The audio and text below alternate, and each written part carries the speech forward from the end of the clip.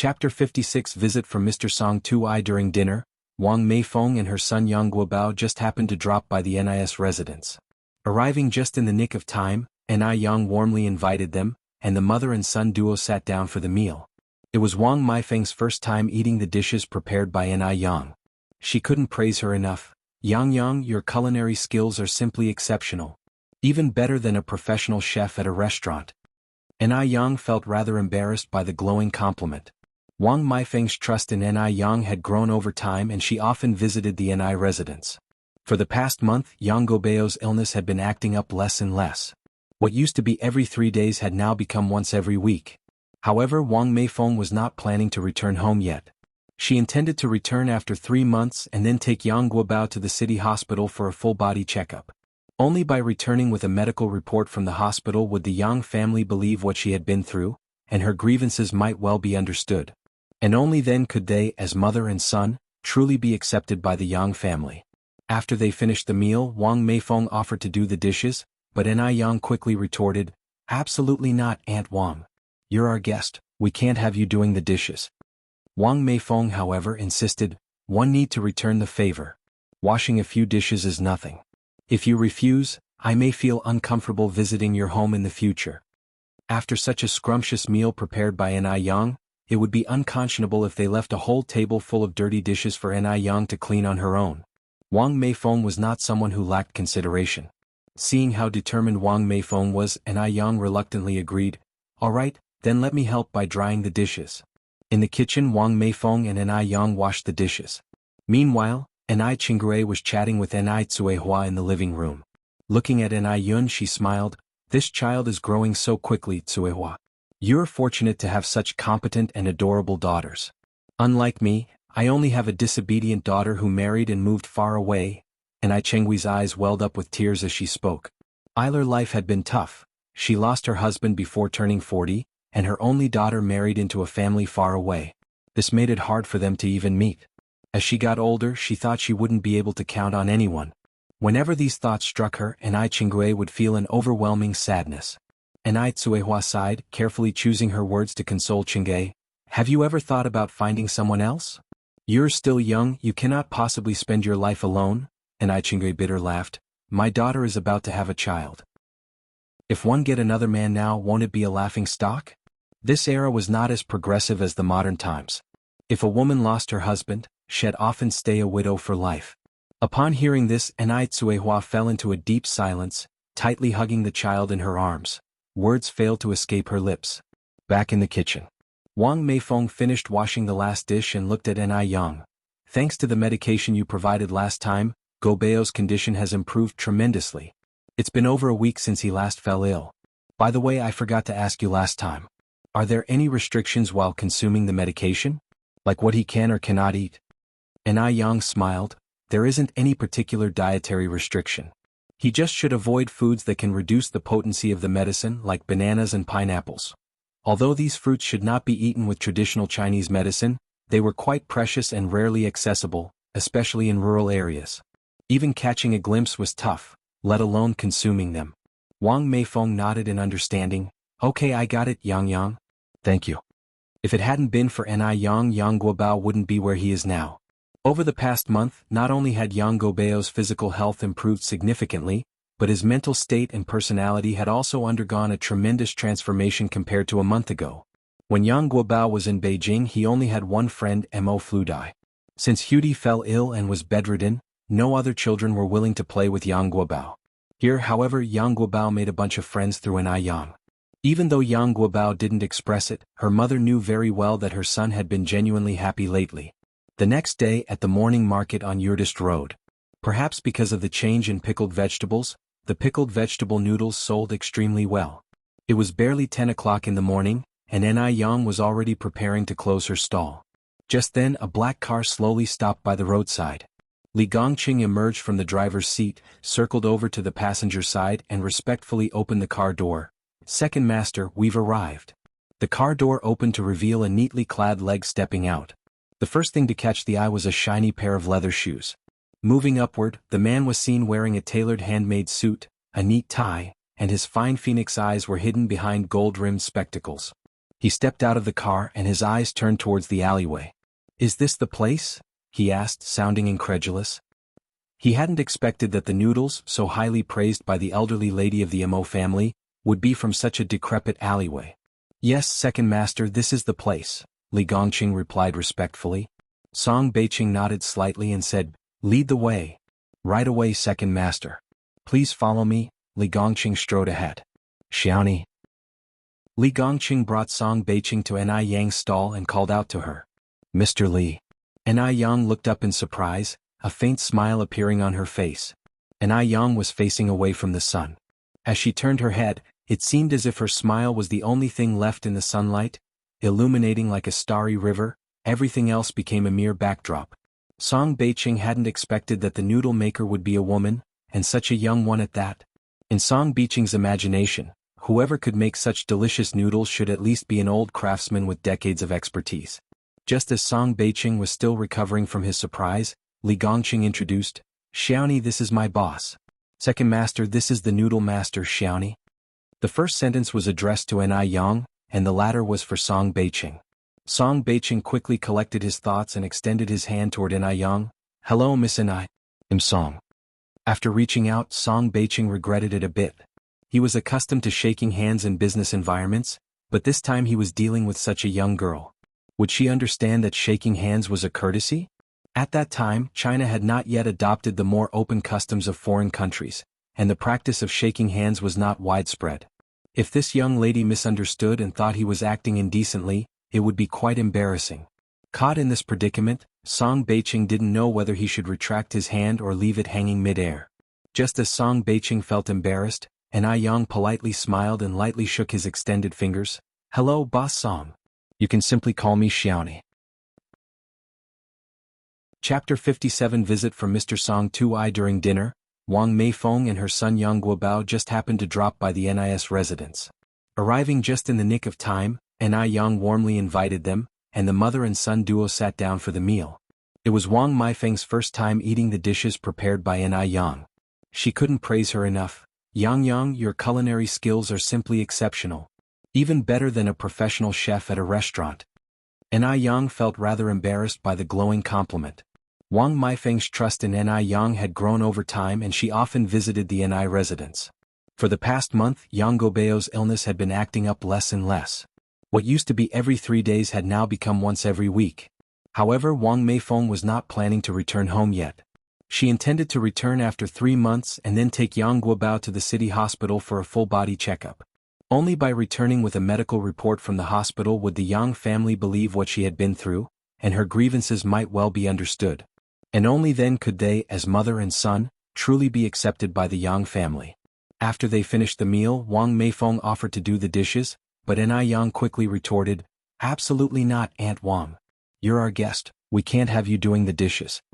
Wang Meifeng, however, insisted, "One need to return the favor.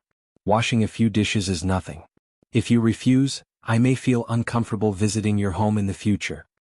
After such a scrumptious meal prepared by Ni Yang, it would be unconscionable if they left a whole table full of dirty dishes for Ni Yang to clean on her own.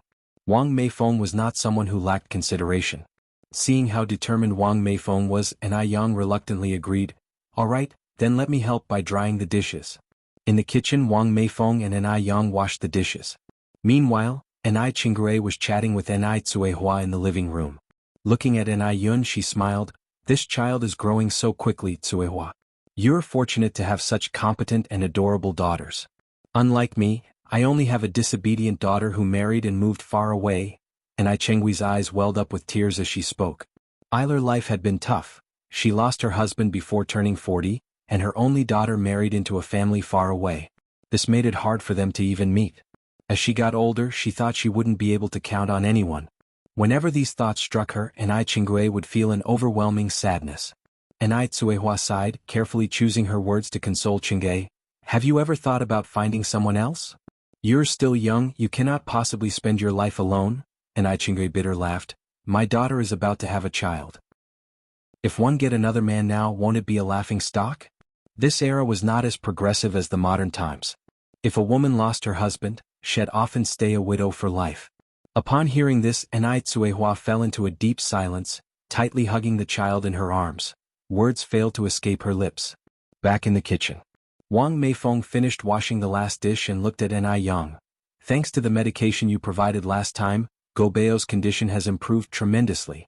It's been over a week since he last fell ill. By the way, I forgot to ask you last time. Are there any restrictions while consuming the medication? Like what he can or cannot eat? Ni Yang smiled. There isn't any particular dietary restriction. He just should avoid foods that can reduce the potency of the medicine, like bananas and pineapples. Although these fruits should not be eaten with traditional Chinese medicine, they were quite precious and rarely accessible, especially in rural areas. Even catching a glimpse was tough, let alone consuming them. Wang Meifeng nodded in understanding. Okay, I got it, Yang. Thank you. If it hadn't been for Ni Yang, Yang Guobao wouldn't be where he is now.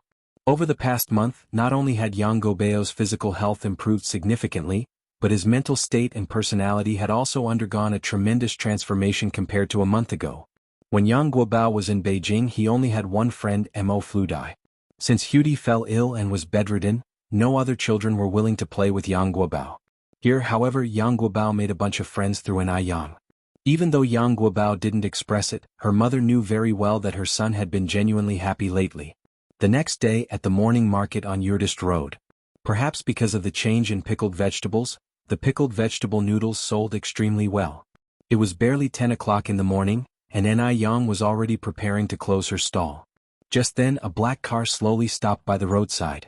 Li Gongqing emerged from the driver's seat, circled over to the passenger side and respectfully opened the car door. Second master, we've arrived. The car door opened to reveal a neatly clad leg stepping out. The first thing to catch the eye was a shiny pair of leather shoes. Moving upward, the man was seen wearing a tailored handmade suit, a neat tie, and his fine phoenix eyes were hidden behind gold-rimmed spectacles. He stepped out of the car and his eyes turned towards the alleyway. Is this the place? He asked, sounding incredulous. He hadn't expected that the noodles, so highly praised by the elderly lady of the Mo family, would be from such a decrepit alleyway. Yes, second master, this is the place, Li Gongqing replied respectfully. Song Beiqing nodded slightly and said, lead the way. Right away, second master. Please follow me. Li Gongqing strode ahead. Xiaoni. Li Gongqing brought Song Beiqing to Ni Yang's stall and called out to her. Mr. Li. Ni Yang looked up in surprise, a faint smile appearing on her face. Ni Yang was facing away from the sun. As she turned her head, it seemed as if her smile was the only thing left in the sunlight, illuminating like a starry river. Everything else became a mere backdrop. Song Beiqing hadn't expected that the noodle maker would be a woman, and such a young one at that. In Song Beiqing's imagination, whoever could make such delicious noodles should at least be an old craftsman with decades of expertise. Just as Song Beiqing was still recovering from his surprise, Li Gongqing introduced, Xiaoni, this is my boss. Second master, this is the noodle master, Xiaoni.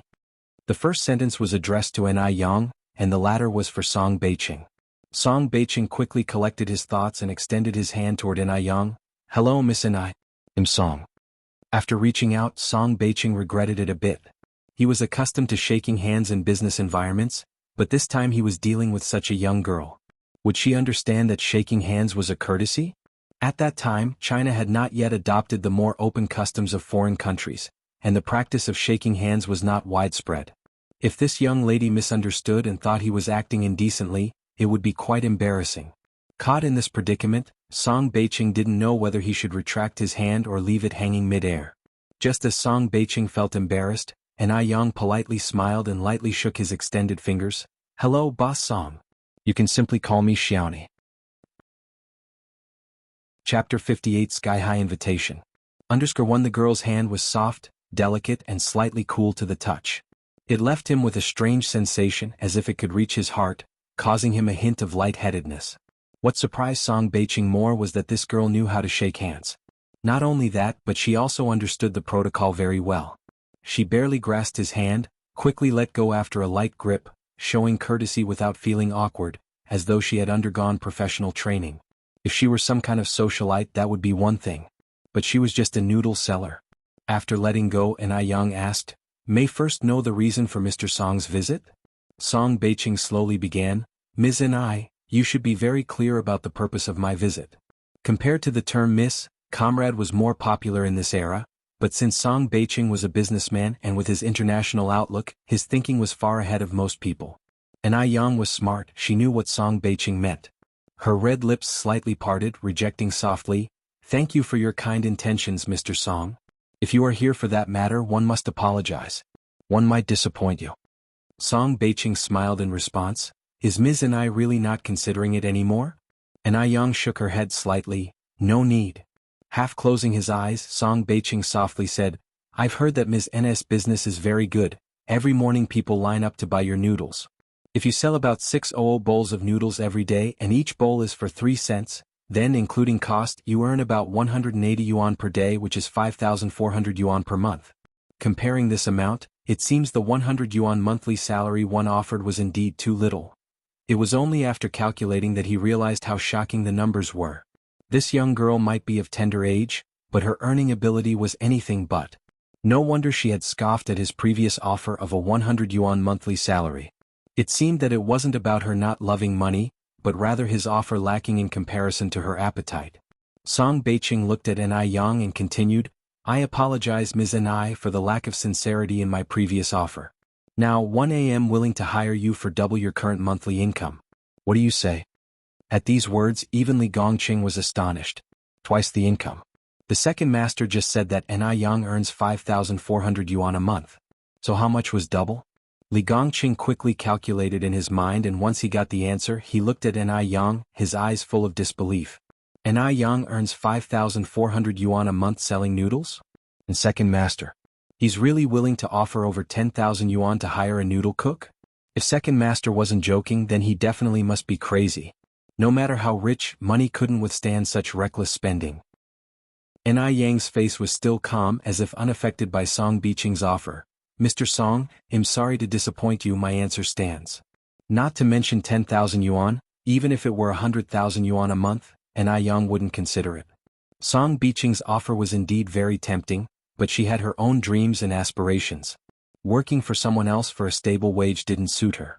However, it must be said, Song Beiqing was being quite obstinate, willing to spend 10,000 yuan to hire a cook. The disparity between the rich and the poor was indeed seriously imbalanced regardless of the era. While some people still haggled over a cent for a bun, the wealthy were willing to spend tens of thousands to hire a cook to satisfy their palate. She didn't understand the world of the rich. However, no matter how things changed, the rules of survival remain the same. Fate would not cheat those who strive and work hard. Time would give you everything you want. Ai Yang never believed in fate, nor in anyone else. She trusted only herself. Refuse? Song Beiqing frowned slightly, a flicker of displeasure in his eyes. He continued, "Ms. Ai, this salary isn't low. In all of Beijing, perhaps only 1 am willing to hire you for this sum." She wasn't satisfied with 10,000? This girl looked modest, but apparently her appetite was huge. Ai Yang smiled softly, "Mr. Song, you misunderstand, it is not a matter of money." Before Ai Yang could finish her sentence, Song Beiqing interrupted, 20,000. There must be no one he couldn't convince with money. Ai Yang's expression remained unchanged. "Mr. Song, I've made it very clear that it is not about the money. Even if you increase the offer to 100,000 or 200,000, one will not, 50,000. Song Beiqing interjected again, his tone nonchalant as if the money was just a mere number in his eyes. Song Beiqing was usually arrogant. He even managed to negotiate with the most shrewd foreigners on the business field. How could he not convince a young girl? Men tend to have a dominant nature, they naturally love for conquest. To conquer everything. Ai Yang smiled slightly and stated bluntly, "It's pointless to keep discussing when we're not on the same page, Mr. Song. One apologized, but one have things to attend to." As soon as she finished speaking, she picked up her stool and started walking towards the neighboring shop. "Ms. Ai." Song Beiqing extended his long leg and blocked Ai Yang's path. 1 am serious right now and am not joking with you." Ai Yang glanced up at him, "And 1 am not joking either, Mr. Song. There's a principle that you ought to understand." Song Beiqing frowned slightly. "What principle?" Ai Yang smiled. She stated clearly and deliberately, "Sincerity cannot be bought with gold." Once she had spoken, she moved past Song Beiqing and continued on her way toward the neighboring shop. Song Beiqing paused for a moment, then quickly caught up with Ai Yang. Li Gongqing, on the other hand, was left standing in shock. He never expected Ai Yang to refuse. That was a whole 50,000. Money that an ordinary person wouldn't be able to earn in several years. At the neighboring shop. As usual, Lu Wei was sitting in front of the door reading a book. Seeing Ni Yang approaching, he quickly stood up, smiling, but his smile faded a bit when he saw the well-dressed man following her. He was a tall and handsome man with a distinguished demeanor. Seeing him beside Ni Yang, Lu Wei had a feeling like they were a well-matched couple, which left him feeling inferior. But he didn't understand why such an excellent man would take a fancy to Ni Yang. Other than being pretty, Ni Yang didn't seem to have any other advantages. No education, no family background.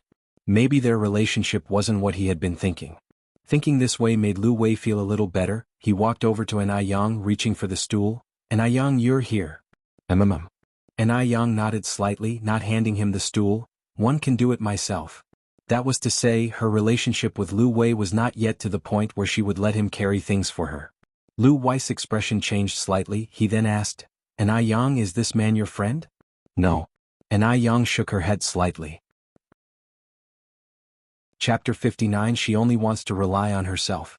_1 Upon hearing this, Song Beiqing immediately raised his eyes to look at Ni Yang, disbelief filling his gaze. Ni Yang might be the first person who didn't want to be his friend. Everyone else was breaking their heads trying to curry favor with him, even a tiny bit would do. Yet this girl flatly rejected him. Song Beiqing felt a wave of frustration stuck in his chest. He's incredibly uncomfortable. No matter the cost today, he's determined to win this defiant girl over.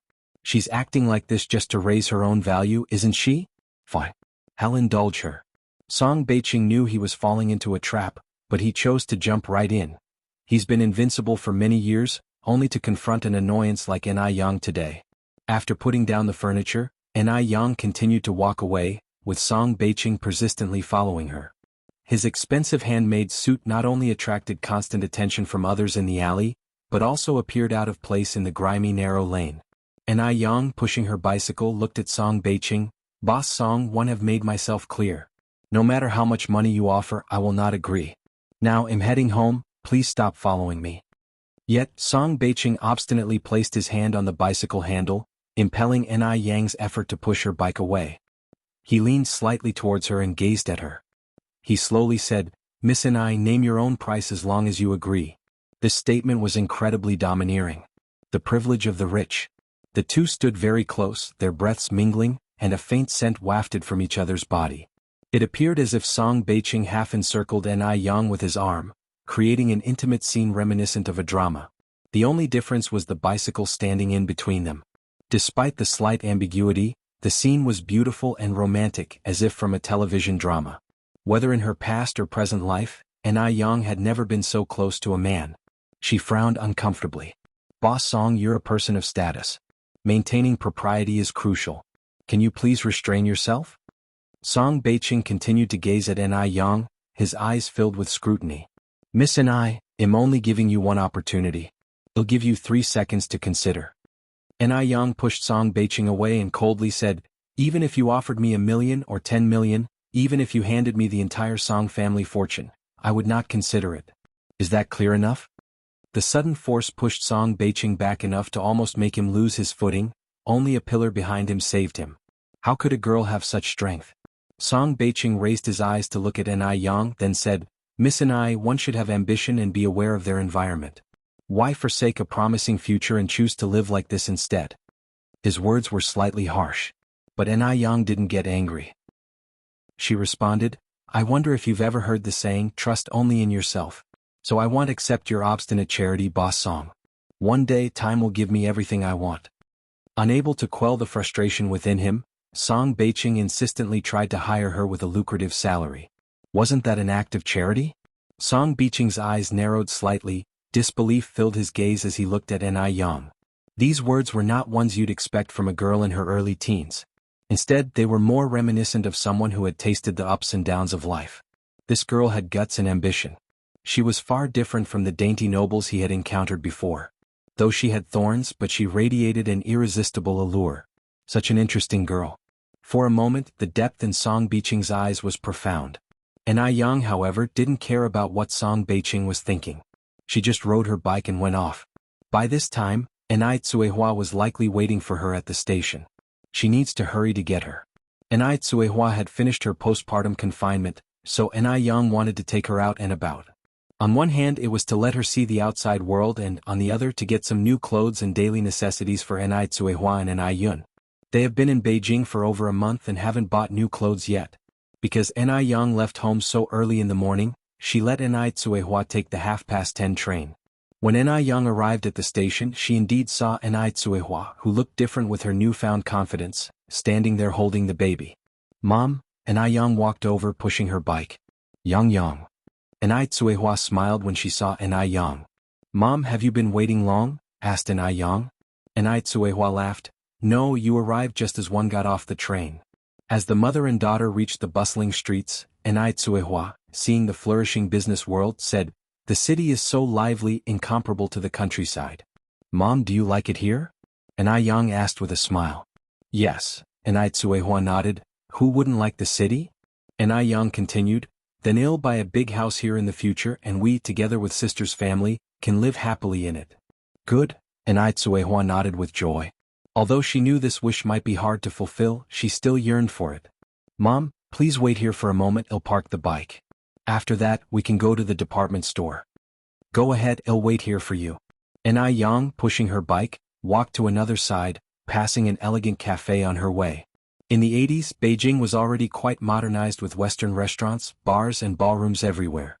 The men and women on the street were also very fashionable, sometimes giving a surreal sense of being back in the future. In fact, many of the later fashion trends overlapped with that of the 80s. A sophisticated-looking woman sat in a window seat of the cafe. She had the latest trendy curly hair, meticulous makeup, arched willow leaf eyebrows, bright red lipstick, sparkling diamond earrings, a luxury watch on her wrist and beautiful nail polish. Everything about her screamed rich heiress. "Why isn't he here yet?" She kept looking at her watch, her brow furrowed with anxiety. She had heard that Mo3 had an odd temperament, cold and aloof and hard to approach. It seems the rumors were true. But she relished impossible challenges. Mo3, huh? She would conquer him. A confident smile played on the heiress' face. It was only due to Madame Mo's insistence that Mo Baichuan reluctantly agreed to meet this girl. He couldn't express how much he didn't want to go. The driver, who was driving the car, dared not even breathe too loudly. The atmosphere in the car was so oppressive. He was afraid of unintentionally irritating Mr. Mo. Chapter 60: Domineering Counterattack. Just then, the smoothly driving car suddenly hit a large pothole. With a splat, a splash of murky dirty water flew up, jolting the inside of the car in an upheaval. Mo Baichuan, sitting in the back seat, stayed as calm as Mount Tai. On the other hand, the sudden force caused the driver to harshly knock his head on the steering wheel, seeing stars. As Yen was splashed with dirty water all over, she was completely baffled. What on earth was going on today? Was this Mercury in retrograde? First, she encountered the mad Song Beiqing, and now she was covered in dirty water. She took a deep breath, telling herself to stay calm. Anger brings premature aging. She shouldn't be hard on herself. At that moment, the driver's door opened and a young man stepped out from the car. He walked up to Yen, apologized sincerely. "Comrade, are you all right? I'm really sorry, I'm not familiar with the road conditions here, one didn't know there was a pothole here, are you okay?" Yen was wearing a white button short shirt and black wide-leg trousers that day. Her attire contrasted sharply with the fashionable women on the street. However, she managed to bring a lively vibe to her retro outfit. Since her trousers were black, they didn't seem to be in too bad a condition, but her shirt was a miserable sight with all the dirty water stains on it. Yet, even though she was covered in dirty water, she didn't appear disheveled, but rather uniquely elegant, giving a vibe of a college student from the Republican era, innocent and lovely. This must be the essence of beauty like jade.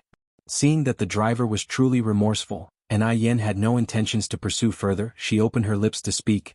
"I'm all right, it's just my clothes are all dirty." Before Yen could finish her sentence, the car window at the back seat gradually came down, interrupting her. "Xiao, haven't you dealt with people like this before? You still don't know how to handle this?" There was a heavy oppressiveness laced within that cold voice. He was angry. The master was angry. Xiao, the driver, felt a shiver run down his spine and quickly bowed to Yen. "I'm really sorry, comrade, take this money and buy yourself a new outfit. We have to go now because of some urgent business." As he finished talking, he took out a large bill from his pocket, handed it to Yen, and turned around to get back into the car. Honestly speaking, Xiao Zhao had seen plenty of such situations after being with Mo Baichuan for so long. There were many socialites in Beijing who tried their best to get his attention, using all kinds of tricks. But he felt that Ni Yin was not like them. Her eyes were pure, lacking any hint of slyness. Moreover, Ni Yin certainly wasn't the one intentionally splashing herself with water.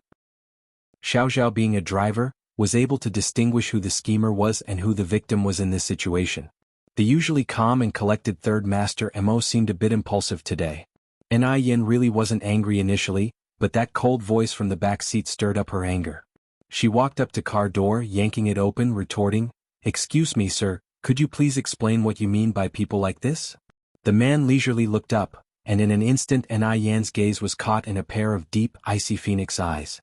The phrase "born with a remarkable appearance" must have been coined for him.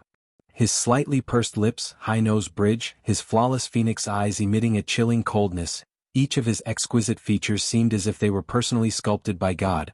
Together they created a powerful and captivating aura around him. Even in the midst of a scorching summer, he could make people shiver from coldness. This was a dangerous man and also a familiar man. Ni Yan's pupils contracted slightly, and she quickly recognized him. Wasn't this the mysterious man she encountered in Dam Village last time? What a small world. She really didn't expect to run into him here again today. Though slightly shocked, Ni Yang didn't let any trace of it show on her face. Mo Baichuan's eyes were deep as he watched her, mouth parting slightly. "Do I have to spell out exactly what I mean by that kind of people?" His voice as always was cold. In Mo Baichuan's eyes, this accident was anything but coincidental, instead believing it was deliberately plotted by Ni Yang. How could it be that, just like that, water splashed onto her and specifically on his car? Besides, wasn't Ni Yang wearing such a pure and simple outfit too inconsiderate? Could a married woman wear such clothes? Since she was already married, why couldn't she live out her days in peace and humility? Stick to a simple and honest life with someone else? Even if the other party was an old man, it was her choice.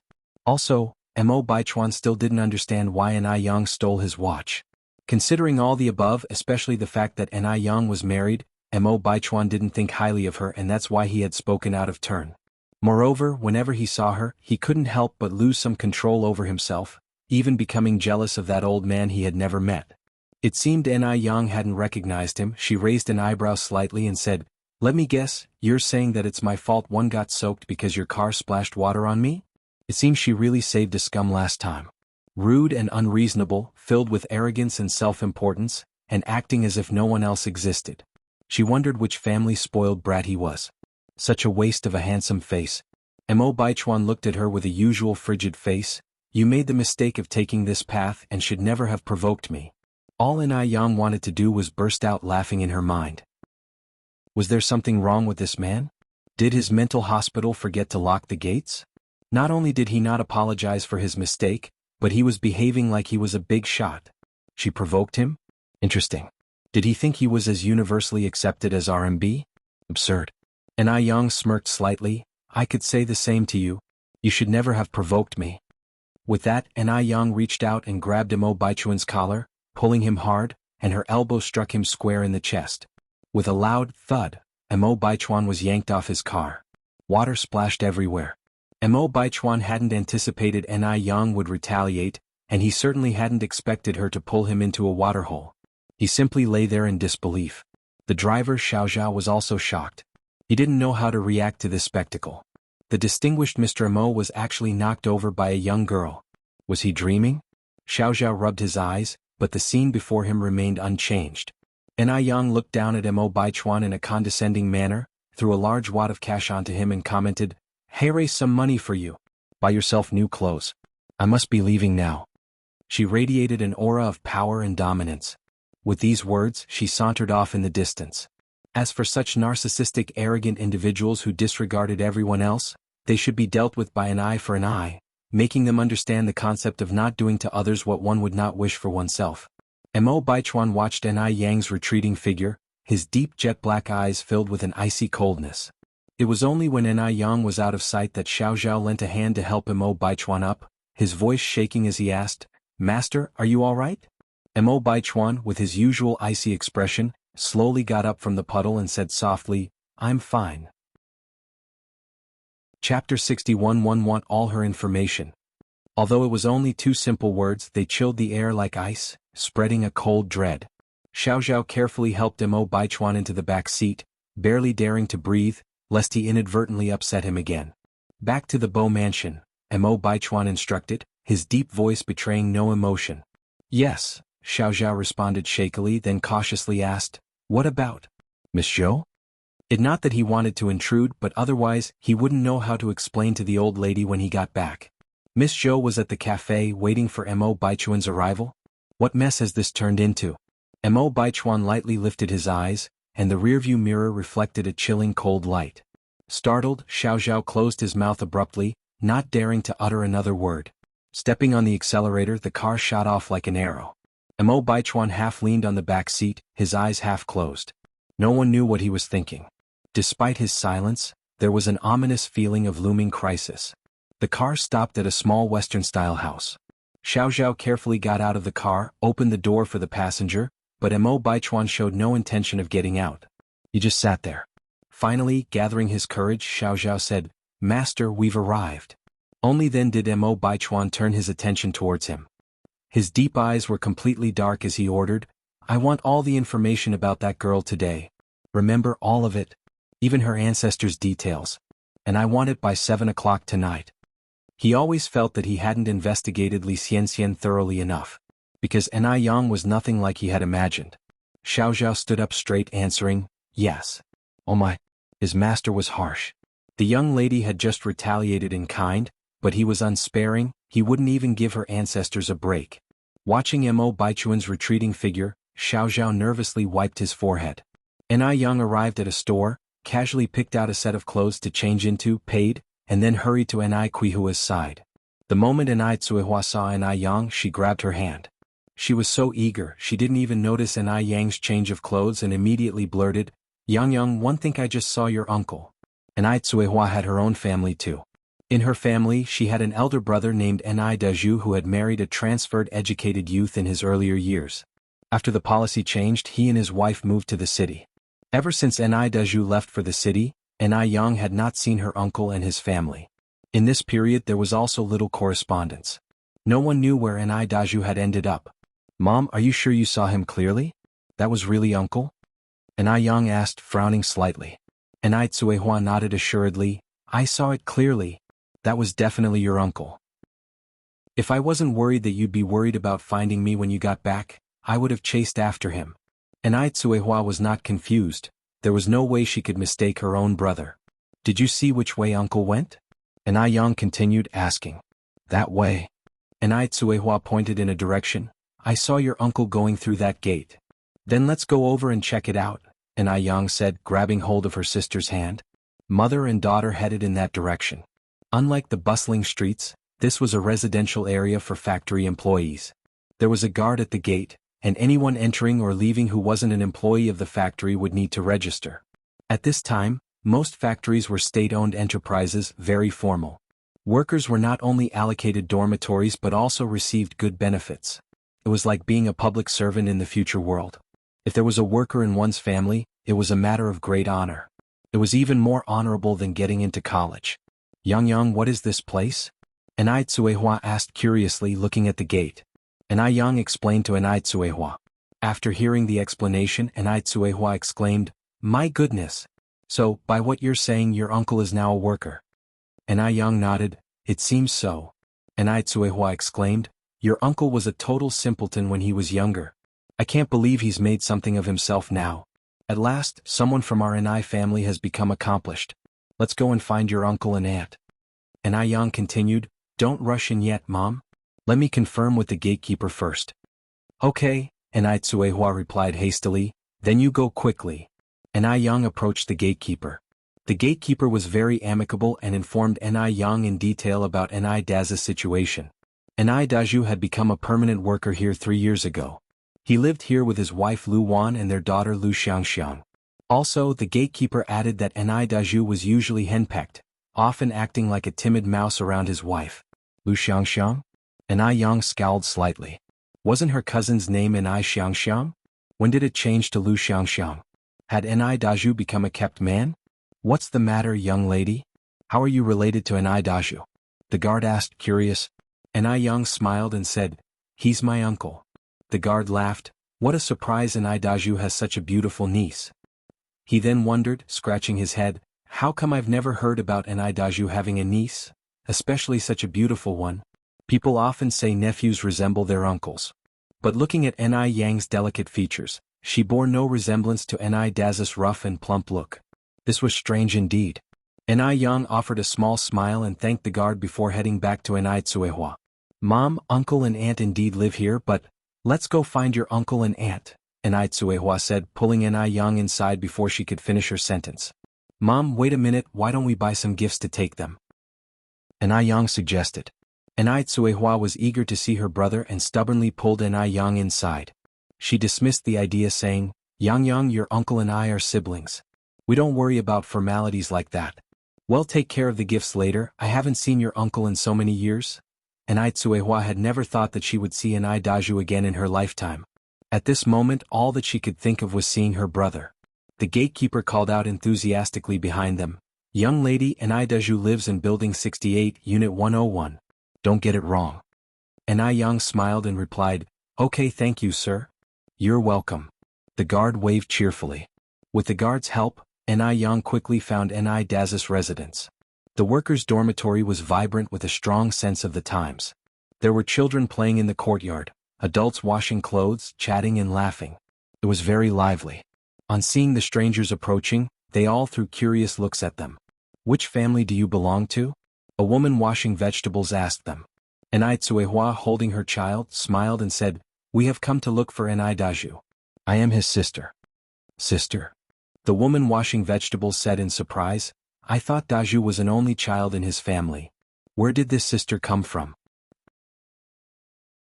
Chapter 62 Our house is not a refugee camp _1 Upon hearing this, Ni Tsuehua didn't take the washerwoman's words to heart, instead smiling and saying, "You might be mistaken, 1 a.m. Ni Dazu's sister."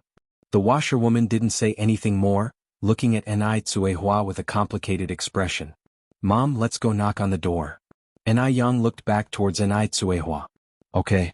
Ni Tsuehua nodded, following Ni Yang forward. After the mother and daughter left, the yard began buzzing with discussion. "What do you think that was all about?" "Who knows? Luwan has always been a deep thinker. I think Ni Daju is a coward. Could he behave so scared of his wife if he wasn't a coward?" Followed by a round of quiet laughter.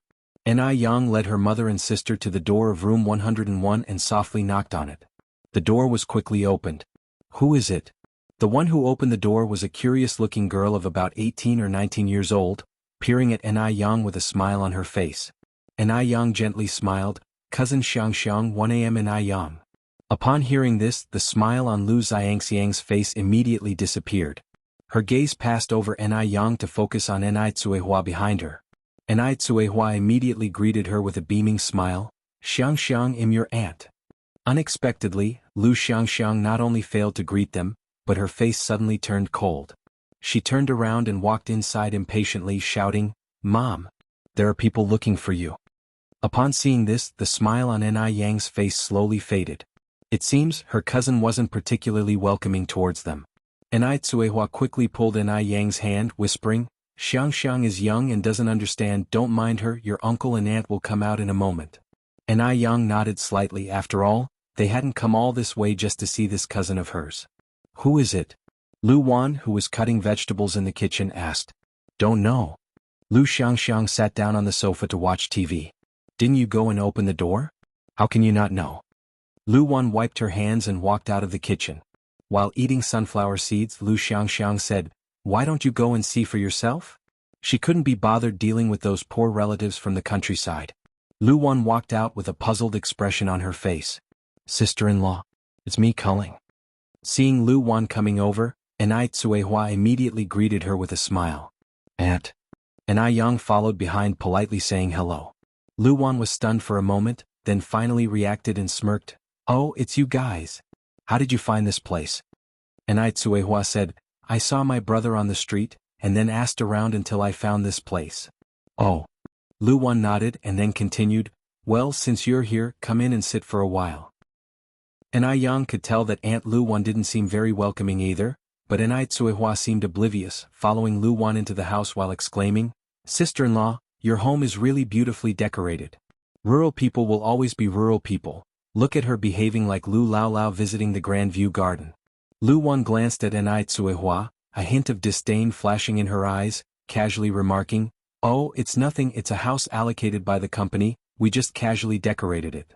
Once they entered the room, Lu Wan looked at Lu Xiangxiang who was cracking melon seeds and yelled, "All you do is crack melon seeds. Go quickly and get the sofa cover one washed yesterday." Such a bother. Lu Xiangxiang murmured with dissatisfaction, coldly retreating to get the sofa cover. Lu Wan turned around and looked at Enai Tsuehua and her daughter, smiling, "I've been too busy these days, haven't even had time to cover the sofa with a cover.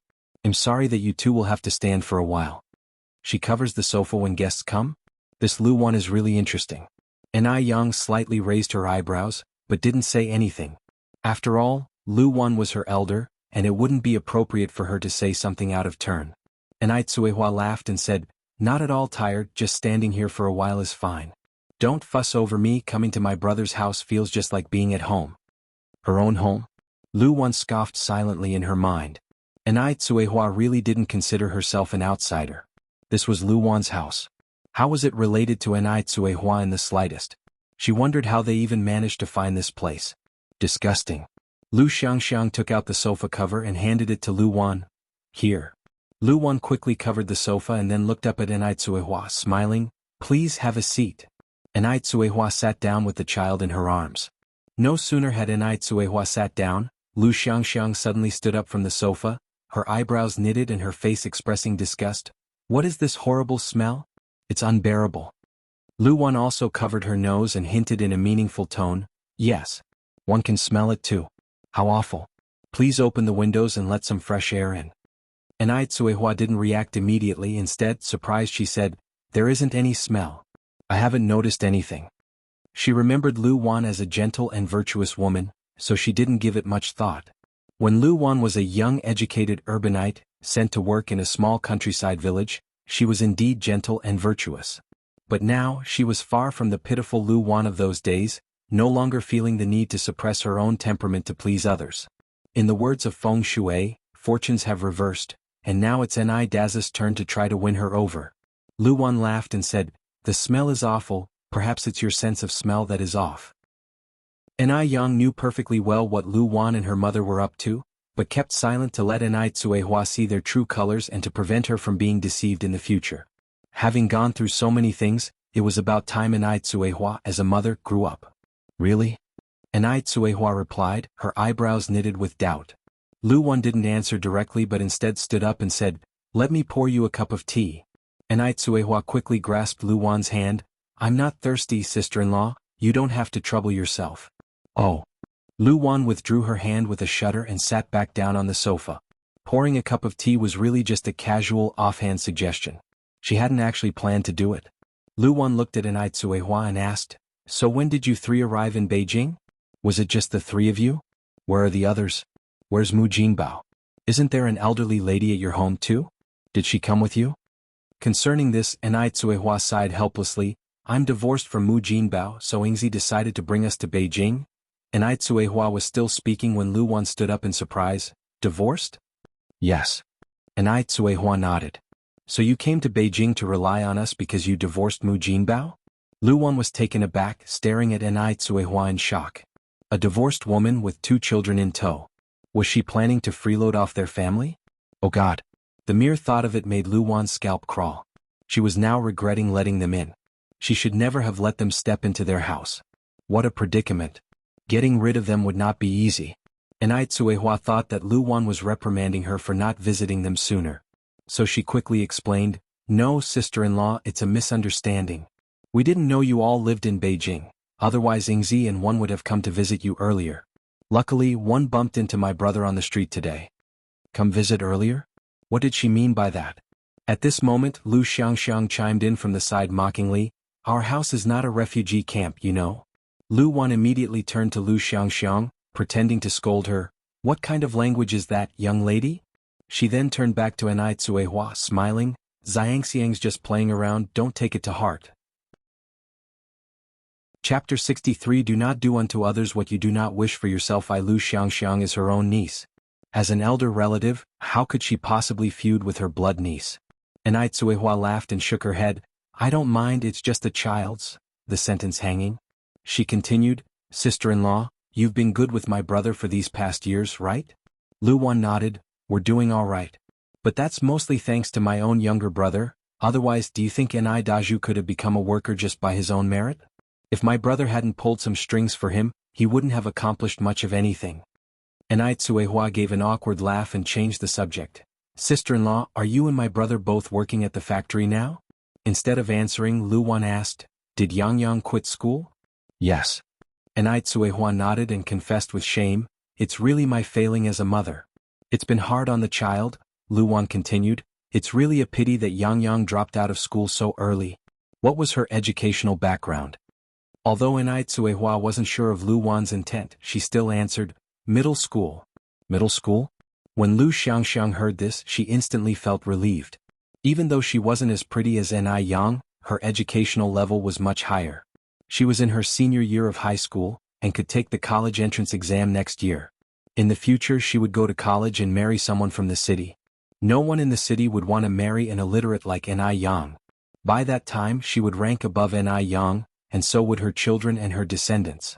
Nai Yang, a bumpkin, was destined only to be a green leaf accentuating the beauty of a flower. Thinking like this, Lu Xiangxiang felt a great sense of superiority. Her gaze towards Nai Yang became increasingly disdainful. Lu Wan said with great regret, only middle school. One was thinking of asking my brother to find a way to get Yang Yang a job at the factory. But now the factory only hires those with high school education and above. How did things turn out this way? In reality, Lu Wan only wanted to cut Nai Tsuehua off. Nai Yang work in the factory? Dream on. Nai Tsuehua and her daughter were simply acknowledging their kinship with them because their family had flourished as factory workers. Such shamelessness. Want to take advantage of their family? No chance. Nai Tsuehua laughed and said, that's all right, sister-in-law. I appreciate your kindness. Actually, one wanted Yang Yang to continue studying anyway. Before Nai Tsuehua could finish, the door was opened. Nai Daju, dressed in a worker's uniform, walked in from outside carrying a slab of meat. Seeing him, Nai Tsuehua got up excitedly, brother. Nai Daju stood there frozen, taking a moment to react. There was no joy that should come from a long-awaited reunion with family on his face, rather, a hint of distaste. Tsuehua? What are you doing here? Seeing Nai Dazu's reaction, Nai Yang knew, this uncle was completely hopeless. He was no longer the Nai Daju from Dam Village. Nai Tsuehua didn't think about it too much and quickly pulled Nai Yang closer. Yang Yang, this is your uncle, say hello. Nai Yang obediently said, hello, uncle. Nai Daju frowned deeply, why did you bring the child with you? Lu Wan crossed her arms and stood aside, adding a sentence like she was watching a play. Tsuehua divorced Mu Jinbao, so she purposely came to Beijing to seek refuge with you. Hearing this, Nai Dazu's face changed instantly. What? Divorced? How could you get divorced? Why did you get divorced? What shameless thing have you done? Mu Jinbao wants to divorce you? How did the Mu family end up with someone like you? At these words, Nai Yang frowned slightly, simply observing Nai Daju. As a brother, his first reaction to his sister's divorce was not concern for whether she had been wronged in her married home, but questioning whether she had done something wrong. He even cursed his sister for being a living treasure. This brother, he's really too much. It's not like that. Nai Tsuehua immediately became panicked, crying as she spoke, brother, listen to me, it's not like that. One genuinely cannot stay in the Mu family any longer. You don't know, they are simply inhuman, not only wanting to abandon my oldest son, but also planning to marry Yang Yang off to a eunuch. To make matters worse, Mu Jinbao brought back an unidentified woman who is carrying his child. How can one continue to live this life when things are like this? Nai Daju was about to be angered to death by Nai Tsuehua. What, you're not capable enough to keep your own man, and now you've come here to complain to him. A cast-off shoe, not embarrassed in the slightest. He had finally started having some good days and he could not let this useless sister drag him down. Nai Daju furiously pointed at Nai Tsuehua and shouted, it's your own fault for being incompetent. Who made you unable to bear a son? You can't bear a son yourself and won't let him find someone else to do so? Do you want to watch the Mu family line die out? Nai Tsuehua never expected these words to come out of her own brother's mouth. It was different from the sibling recognition she had imagined. With tear-filled eyes she asked, what about Yang Yang? She's still so young, she's only 17. Does she deserve to be married off to a eunuch? And Daju coldly replied, so what if she gets married? It's the will of the parents and the word of the matchmaker. As a girl, should she not get married and just stay at home living off someone else's earnings? Uncle, you're really good at distorting the truth, and Yang spoke with a glowing smile. If one remember correctly, cousin Xiang is a year older than me. The eunuch hasn't taken a wife yet. Since girls are meant to marry sooner or later, why don't you let her marry him? Oh, and Yang continued, Auntie hasn't given you a son until now either. Are you planning to find another woman to bear you a son? Or have you already found one? As she said this, Yang turned her gaze towards Lu Wan. Yang's words cut deep. Lu Wan was glaring fiercely at Daju, grinding her teeth. She seemed to want to eat Daju alive. No wonder she felt Daju had been acting strange recently. It turns out he wanted a son. He was harboring secrets. The audacity of Daju. Wait and see how she dealt with him behind closed doors later. On the other hand, Daju was so angry that his face turned white. It had never occurred to him that Yang would say such things. This disobedient niece, what audacity. She even dared to contradict her own uncle. But it was impossible for him to refute any part of her statement. Insolent. Insolent. One will beat you to death, you disrespectful wretch. Daju directly raised his right hand, aiming a slap at Yang's face. He was Yang's uncle. Even if he really beat her to death, no one could do anything to him. This scene scared Lu Xiang into covering her mouth, but her eyes gleamed with a schadenfreude. Hit her. I hope he beats this country bumpkin until she becomes disfigured. Whenever she saw Yang's beautiful face, she felt nauseous. How could such a beautiful face be born on Yang? Life is truly unfair. Whether in terms of background or level of education, she was 100 times better than Yang. Why was she not even half as beautiful as Yang? Yang looked at the hand coming towards her with a calm expression on her face. She gently raised her hand, grabbed Dazu's wrist and laughed. Can't handle it? Didn't you ever hear the saying, what you don't wish upon yourself, do not do unto others? You can't even handle this, so what gives you the right to force it onto me and my mother?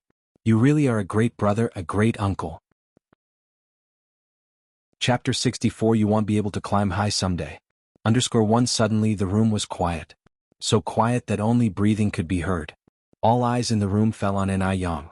No one expected that Yang would easily grab Dazu's hand, let alone that the country girl would say such words. She was as composed as if she were not a teenager, let alone a recent arrival from the countryside. Let go of me. Daju struggled, but Yang's hand seemed to be an unwavering clamp around his wrist. If he hadn't experienced it himself, Daju wouldn't believe that he was less strong than this little girl. Let go of your uncle, you child, Tsuehua quickly said as she held her child and walked over to Yang. Yang gave Tsuehua a look, then released his hand. Daju glared at the both of them, pointing to the door and yelled, Look at the fine daughter you've raised. No wonder the Mu family refused to accept you. Get out of my sight, one don't know you. Hearing this, Tsuehua panicked and quickly pulled on Yang's arm. Yang quickly apologized to your uncle. Say sorry. Then she turned to Daju saying, Brother, she didn't do it on purpose, she's still young, don't mind her. Tsuehua appeared extremely humble. Her parents were deceased and all that was left for her was this brother, Daju. As the saying goes, the eldest brother is as one's father. Whatever Daju said, whatever he did, it was for her own good. After all, no brother would harm his own sister. Lu Xiang held Lu Wan's arm, her gaze filled with disdain, whispered, Mom, look at her groveling.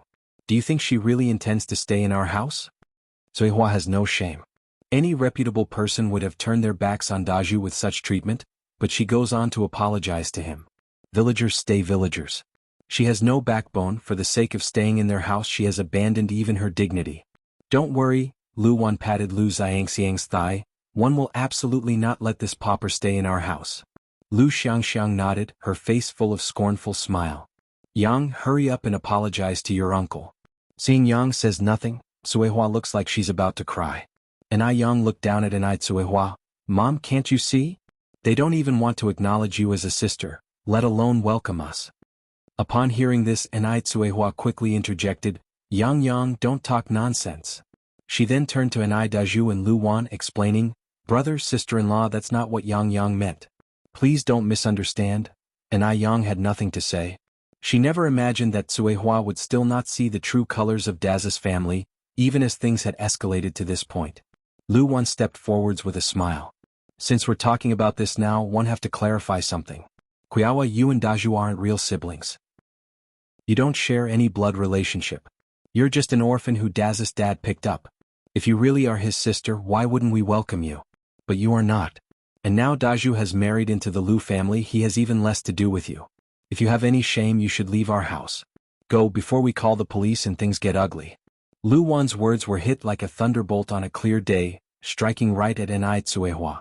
Tsuehua just stood there, unable to react for a long time. Enai Yang was taken aback as well. She never expected that her mother and Enai Daju did not share any blood relation. No wonder Enai Daju was such a despicable man, while Tsuehua had no trace of deceit. Plus, they did not share any noticeable resemblance. After learning this, Enai Yang inexplicably felt relieved. It took a moment for Enai Tsuehua to look up at Enai Daju, and then disbelief colored her tone. Brother? Enai Daz's expression gradually went calm. Lu Wan is right, I'm not your brother, you're nothing but an unwanted wild child. Leave now and don't come back pretending to be family. Brother? Enai Tsuehua was reluctant to accept this reality and stared at Enai Daju. I told you I'm not your brother. When will you get it? Enai Daju glared at Enai Tsuehua. Don't think I don't know what you're planning. You think you can freeload off my family? Dream on. Enai Tsuehua clung onto Enai Daz's arm, weeping. Brother, tell me this isn't true. You're my brother, right? You're my brother? Enai Daju pushed Enai Tsuehua away roughly. Have you no shame? How could you still insist on this after what I've said? Can't you understand? The sound of their quarrel drew a lot of attention. Soon, a crowd surrounded them. What's going on? Who knows? We just got here. No matter the era, there will always be rubbernecks. Seizing the moment, Lu Wan shouted loudly. Look at her, have you ever seen such a shameless person? Our Daju is an only child, his parents died long ago. He doesn't even have a sister. This woman is trying to exploit Daju because they grew up in the same village. Now that Daju has a job and is making money, she's claiming to be his relative. We can't even get her to leave. Yeah, I thought it was strange too. Daju is an only child, yet this woman insists she is his sister. So she's a con artist? I was thinking about it too. She doesn't look like Daju at all. My God. How can there be such a shameless person in the world? Listening to the murmurs around her, Enai Yang looked at Enai Daju and Lu Wan. Her red lips parted slightly as she said word by word. Remember this, you look down on me now, but one day you won't be able to reach me. Although her tone was calm, it was imbued with an inexplicable power that resonated deeply. The crowd looked at each other, their eyes reflecting shock. Though she was just a young girl, she gave off an inexplicable pressure. With that, Enai Yang held her little sister in one hand and pulled Enai Tsuehua with the other. Mom, let's go. Enai Tsuehua followed behind Enai Yang, dazed and lost. Lu Wan laughed at Enai Yang's retreating figure, sneering, a country bumpkin talking big, aren't you afraid of spraining your waist? If you're really that capable, why did you have to beg us today? You're embarrassing yourself. Lu Xiangxiang also giggled, exactly, if she's so capable, why did she even come beg us today? Too high to reach, huh? She really thinks she's something else, disgusting. What would a country bumpkin like Enai Yang be capable of? Maybe she'd only end up cleaning streets in the city? Maybe she would not even qualify for that. The lower class will always be the lower class. Enai Yang led Enai Tsuehua and her little sister out of the workers' compound. All the way, Enai Tsuehua seemed to have lost her soul, Enai Daz's icy words echoing in her ears. She was 36 and had just heard about her past from her brother's mouth. For a moment, it was hard to digest this information. Was she really adopted? Where are her biological parents now? Chapter 65. Take action to teach a lesson. Enai Tsuehua was curious about who her real parents were. So was Enai Yang. Because in her past life, she remembered foreigners coming to Dam Village in search of their relatives. They were well-dressed and driving a car, attracting a lot of attention. But by then Enai Tsuehua had already died, and Enai Yang was confined at home by God. She didn't know much about the outside world and didn't know whether those people looking for relatives were related to Enai Tsuehua or not. Was Enai Tsuehua also abandoned because of the preference for boys over girls? Or was there some other hidden story? Enai Yang frowned slightly. The mother and daughter walked together. When they passed by the guard, he warmly asked, "How come you came out so quickly? Did you find Enai Daju?" Enai Yang smiled and said, "We found the wrong person." The guard scratched his head. I was wondering how Ni Daju, the only child in his family, had a sister. So you found the wrong person. Considering Ni Quihua's condition, Ni Yang found a restaurant to have a meal while consoling her mother. After ordering, Ni Yang poured Ni Tsuehua a glass of water. Mom, don't be sad. Those kinds of people are not worth it. That kind of brother it's better not to recognize. Ni Tsuehua nodded with red eyes, but her eyes were filled with sadness. Ni Yang sighed, continued, Mom, even if Ni Daju doesn't recognize you, you still have me and my sister. Don't worry, one day I will make them regret what they did today. As she spoke, Ni Yang's eyes overflowed with self-confidence, surging with radiance. Ni Tsuehua tightly held Ni Yang's hand and nodded, Yes, Mama is not sad, Mama is not sad at all. Ni Yang was right. Ni Daju was absolutely ruthless in dealing with things. If she still thought about this brother, then she would be a fool. In the future, she and Ni Yang will work hard to live a good life together and won't let anyone ridicule them anymore. Ni Yang continued, Then you should smile, you know, a smile can shorten 10 years of life. Looking at such a sensible daughter, Ni Tsuehua showed a smile. That's right. Ni Yang smiled slightly. Mom, in the future we don't need to be sad for someone unimportant, just live our lives well. The most important thing is to live in the present, let the past be the past. Ni Tsuehua nodded. After eating, the mother and daughter went to stroll in the department store with the child. This was Ni Quihua's first time shopping in such a high-end mall, her eyes full of curiosity. At this time the department stores were all state-owned, so the salespeople were quite arrogant, often looking at people with disdain. After all, working in a state-owned company was considered a guaranteed job, which most people couldn't reach. In the future the customer is king. But at this time, it was the salesperson who was king, the customer had to look at their faces. Seeing Ni Yang and Ni Tsuehua dressed in average clothes, and with a child, these salespeople didn't take them seriously. The answers to their questions were dismissive, showing an extreme impatience. Because these people were obviously country bumpkins from the countryside. Ni Yang didn't mind, she took Ni Tsuehua and chose clothes from one counter to another. Mom, I think this one suits you. Ni Yang picked up a matching skirt suit and handed it to Ni Tsuehua. It's a stylish suit, a floral plaid shirt on top and a black skirt below, with a subtle floral pattern on the skirt. Ni Tsuehua quickly waved her hands to refuse. It's for young girls like you, not suitable for me. Ni Yang smiled and said, Which young girl would wear this? Besides, you're not old, go try it on. This suit really suits you. Ni Yang pushed Ni Tsuehua towards the fitting room. Just then, a sales assistant who was standing nearby walked up to them, pointing and ordering, You can't try on this dress. If you try it on, you have to buy it. Hearing this, Ni Tsuehua immediately put the dress down, scared. Let's not try it, Yang, let's go. Ni Yang isn't someone easy to bully. After all, in her previous life she owned and managed over 100 restaurants and carried an aura of assertive composure. Ni Yang smiled at the sales assistant. Can't try? Can you show me the rule in this store that specifically states this dress cannot be tried on? Also, where is the rule that says if you try on something you must buy it? Or do you mean this department store is owned by your family and you can make up such rules as you like? Ni Yang was smiling as she spoke, but the sales assistant couldn't detect any humor in her expression. How odd. Although she was just a teenager, her formidable presence felt like a giant ship prevailing against winds and currents. Ni Yang's lips slightly parted as she said, Please fetch your supervisor now. I want to know how your supervisor normally trains employees. Perspiration broke out in a cold sweat on the sales assistant. She never expected Ni Yang to confront her like this. The usually sharp sales assistant had completely misread Ni Yang. If their superiors found out about today's incident, she would certainly lose her secure position. She had thought Ni Yang was just an easy-to-bully hillbilly, but it turned out she was tougher than the spoiled city girls. Let's go, Yang, let's leave. Ni Tsuehua stuttered, her voice trembling with fear. Ni Yang turned to Ni Tsuehua, reassuring her softly, Don't worry, Mom, everyone is equal now. Ni Tsuehua had just arrived from the countryside, carrying an innate sense of insignificance where she felt she was always a step below others, no matter where she was.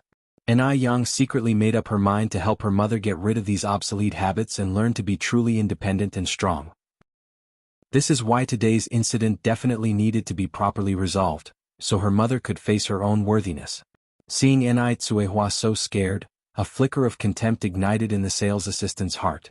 Despite Ni Tsuehua being an unsophisticated country bumpkin, who could ignore the fact she had such a formidable daughter. Knowing when to rein in during the troubled times, the sales assistant quickly changed her tune. Ladies, one apologize for the misunderstanding just now.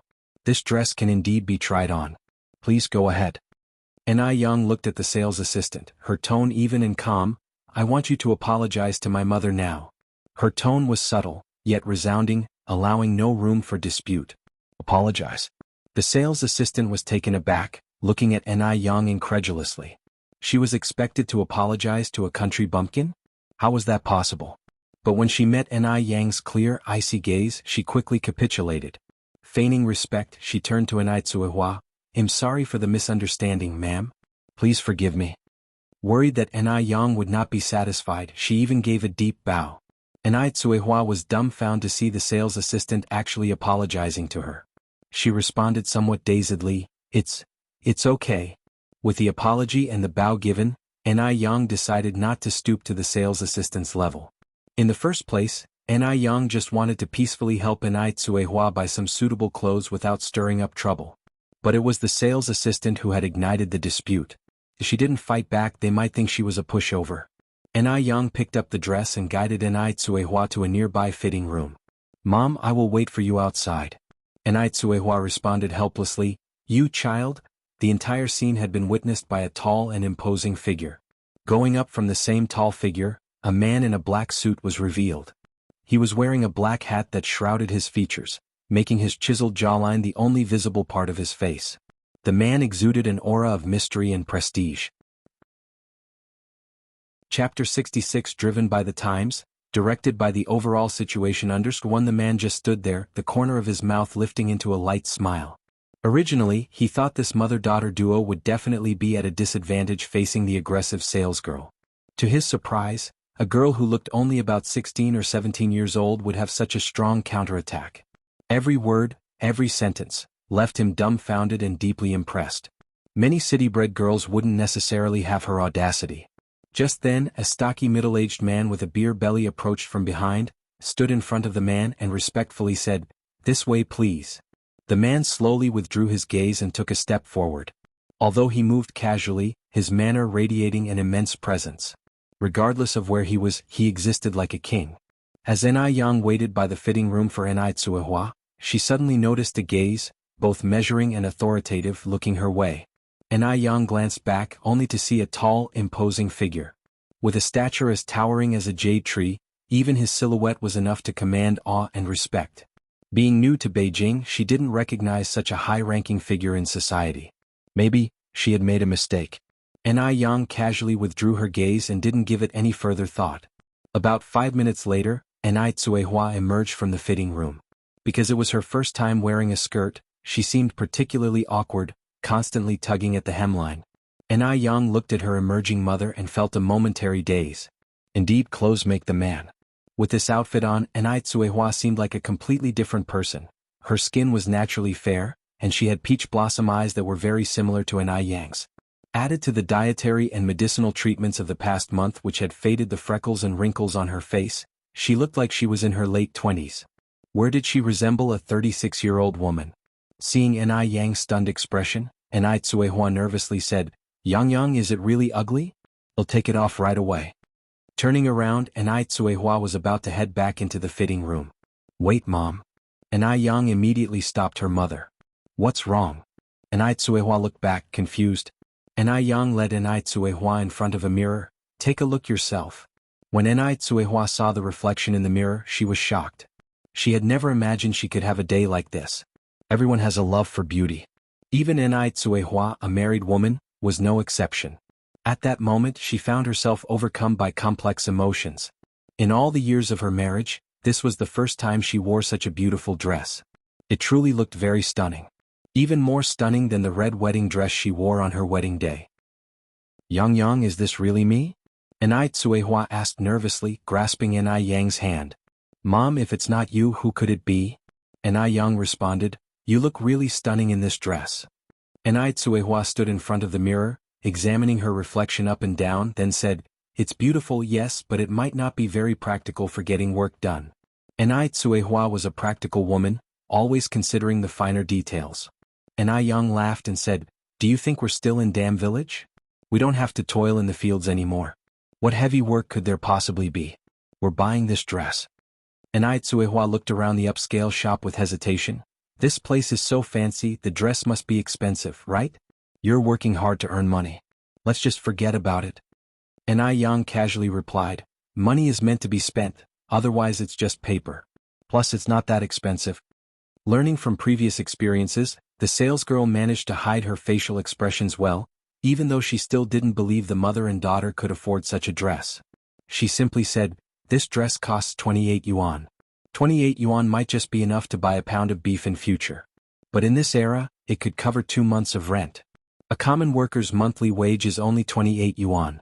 Upon hearing this, Tsuehua turned pale with fright. So expensive? Forget it. Forget it. The saleswoman knew this would happen. Contempt gradually appeared in her eyes and she said impatiently, this is the latest style from Guangguan.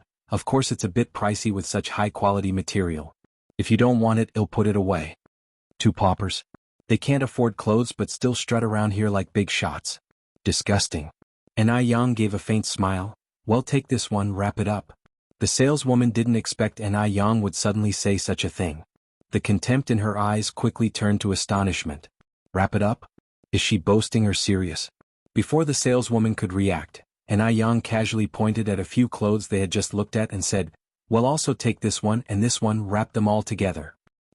You want all of them? The saleswoman nervously swallowed. Yang nodded slightly, yes. Yang, why are you buying so many? Tsuehua quickly tried to stop Yang. Yang laughed and said, we can't have you wearing the same skirt every day, can we? Yang had a keen eye for fashion. All the clothes she had just picked out suited Tsuehua perfectly. But I don't need so many. Besides, these clothes are too expensive. One do have clothes. A single dress costs 28 yuan, so all these clothes must cost nearly 100, right? The thought of it alone makes my heart ache, Tsuehua remarked. Yang continued, it's not that much, it's only 4 items including this dress. The clothes they brought from Dam Village were all old and patched up. They were obviously unsuitable for now, so Yang went ahead and bought Tsuehua 4 new outfits. Besides that dress, the other 3 were everyday clothes. But, Tsuehua was about to say something else, but Yang gently pressed her shoulder and said, Mother! No more buts, we're no longer in Dam Village. Our lives are going to get better, and we can definitely afford a few pieces of clothing. The saleswoman next to them made a complete attitude flip, asking them very respectfully, do you want me to wrap them up for you now? Yang glanced at her, wrap it? Alright, please wait a moment.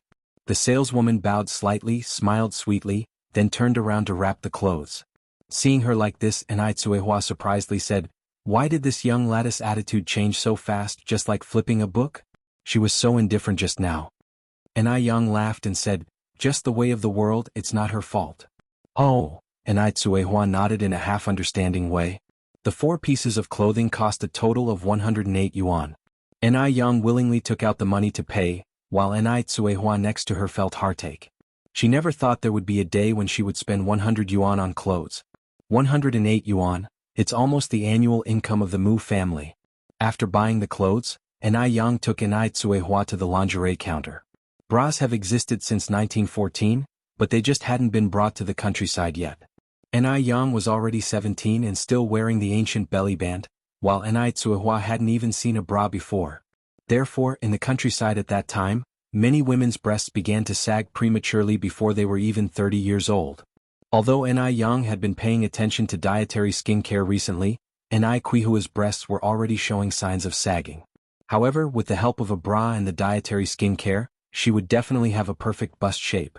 This was the first time Tsuehua had seen a bra and she curiously asked, Yang, what is this? Chapter 67 Become Stronger. Don't hold your daughter back under. So one seeing Tsuehua like this, Yen whispered a few words in her ear. After Tsuehua understood the purpose of these strange clothes, she promptly blushed and felt uncomfortable all over. Yang, let's go, she said. Yen laughed and said, Mom, there's nothing to be embarrassed about. These days, everyone in the city wears these. Not only can they prevent female diseases, but they also prevent sagging breasts. Tsuehua still felt a little uncomfortable. Everyone in the city wears these? Yes. Yen nodded, pulling Tsuehua along. Mom, you pick a style you like. Enai Quihua's face turned as red as a boiled shrimp. Anyway, it's worn inside, any style will do. Seeing Enai Tsuehua like this, Enai Yen didn't make it difficult for her. She picked 2 styles suitable for young girls and young women, and told the salesperson, could we have 2 pieces each of C and D cup in these styles? The C cups were for her and the D cups were for Enai Tsuehua. So all of Enai Yan's good genes were inherited from Enai Tsuehua. Of course, the dietary therapy she underwent recently also played a role. Those beauty and health recipes were not consumed for nothing. As a woman herself, envy couldn't be hidden in the sales assistant's eyes when Enai Yen mentioned the sizes. Who would have thought that such a slender girl had such a full-bodied figure, and she was so pretty too? Life is really unfair. 4 pieces for 98 yuan, the salesperson continued. 98 yuan? A small piece of fabric was that expensive. Enai Tsuehua was taken aback, and just as she was about to stop Enai Yen had already paid. Enai Yen noticed Enai Quihua's concerns and reassured her in a low voice, Mom, don't worry. We have money now. We don't have to be as frugal as before. Our future life will be like flowers blooming, getting better every day. Enai Tsuehua looked at Enai Yan's radiant eyes, unconsciously nodding her head.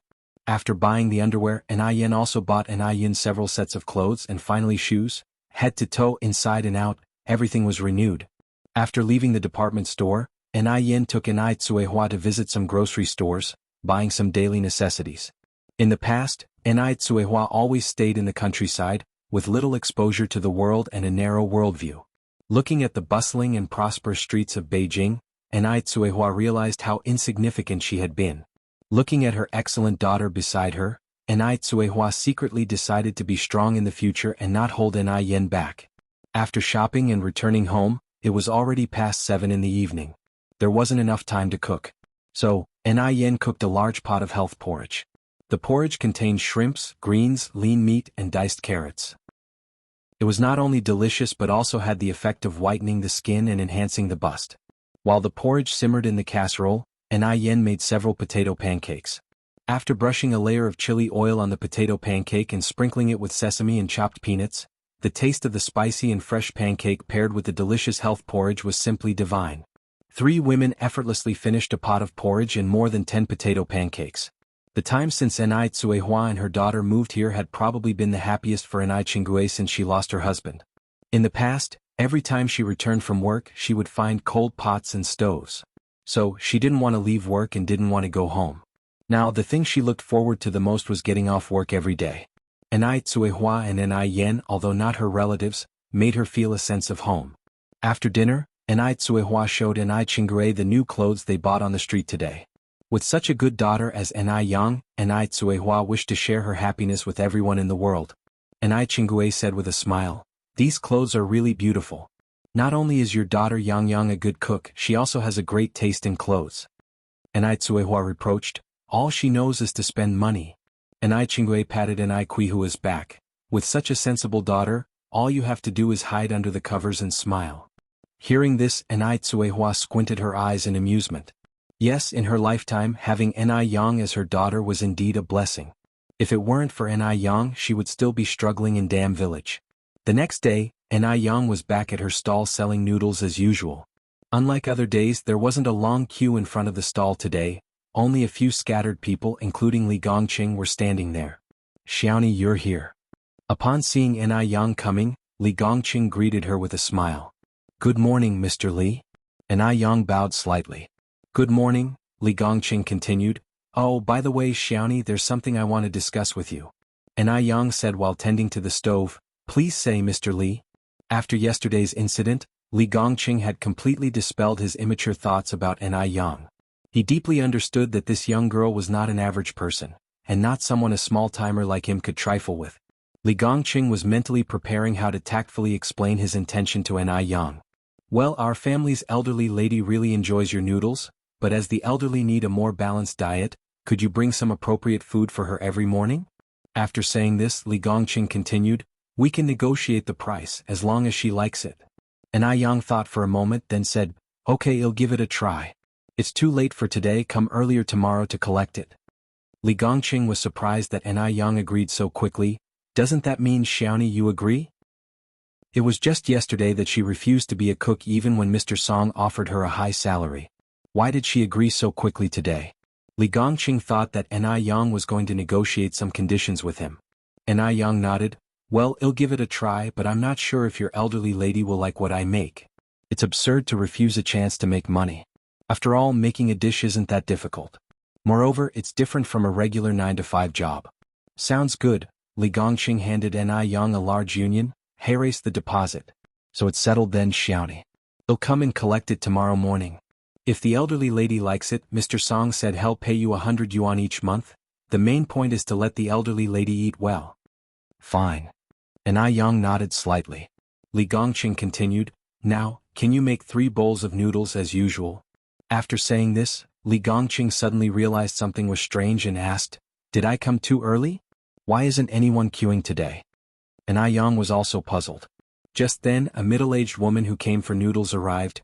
"Boss, make me a bowl of noodles." "Okay." Ni Yang replied.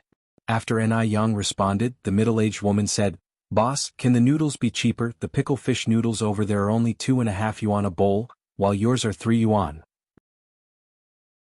Chapter 68. Is she playing hard to get? _1 Ni Yang had known all along that after her sour fish noodle soup became popular, imitators would appear. However, she didn't expect them to turn up so quickly. She was watching the middle-aged woman trying to haggle. With a smile, Ni Yang said, "I'm sorry, comrade, this is a small business, I can't lower the price any further."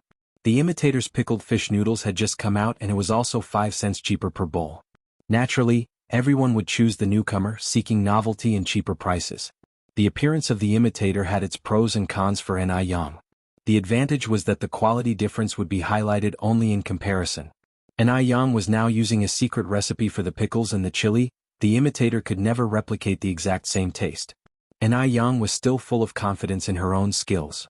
The disadvantage was that they had taken over most of her business this morning. Hearing this, the middle-aged woman found a place to sit down and continued, "If the queue wasn't so long over there, I would have eaten there. Make me a bowl first." Ni Yang smiled and said, "All right, please wait a moment." Li Gongqing was looking at Ni Yang, thinking that this girl was getting more and more interesting. Even when her business was being taken away, she was still so calm and collected. Wasn't she worried at all? Though she was just a teenager, she was doing work that many adults couldn't handle.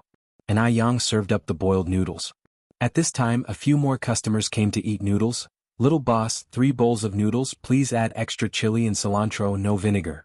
"All right, please wait a moment." Ni Yang replied with a smile. Although there weren't as many customers lined up as before, the 5 small tables were never left empty. The customers kept coming and going. After all, quality was something that couldn't be overlooked. Ni Yang still had many loyal old customers. Ni Yang was constantly busy in front of her stall. She was wearing a light blue shirt on the top, and black wide-legged pants on the bottom. Although her clothes looked rustic, she was elegantly radiating a classical beauty. Light blue is a very picky color and it won't look good on people with slightly dark skin. Worn poorly, it could even create a reverse effect. Usually, colors complement people, but in Ni Yang's case, it was the person who complemented the color.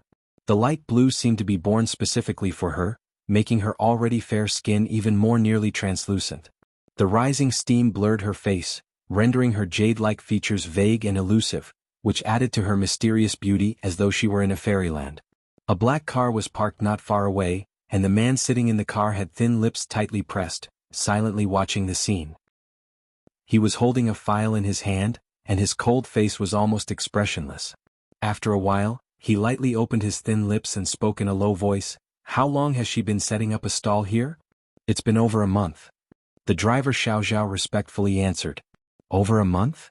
Mo Baichuan slightly narrowed his eyes and continued asking, "Has she been setting up a stall and selling noodles for this whole month?" The driver Xiao Zhao nodded, "Yes." After he spoke, he added, "According to my investigation, business seems to be quite good, people are lining up every morning, just don't know what happened this morning." Saying this, Xiao Zhao strangely scratched his head. Listening to this, Mo Baichuan didn't say anything. He furrowed his brows tightly, his eyes pitch black, deep as the sea. He prided himself on being adept at reading people, but he just couldn't figure out this Ni Yang.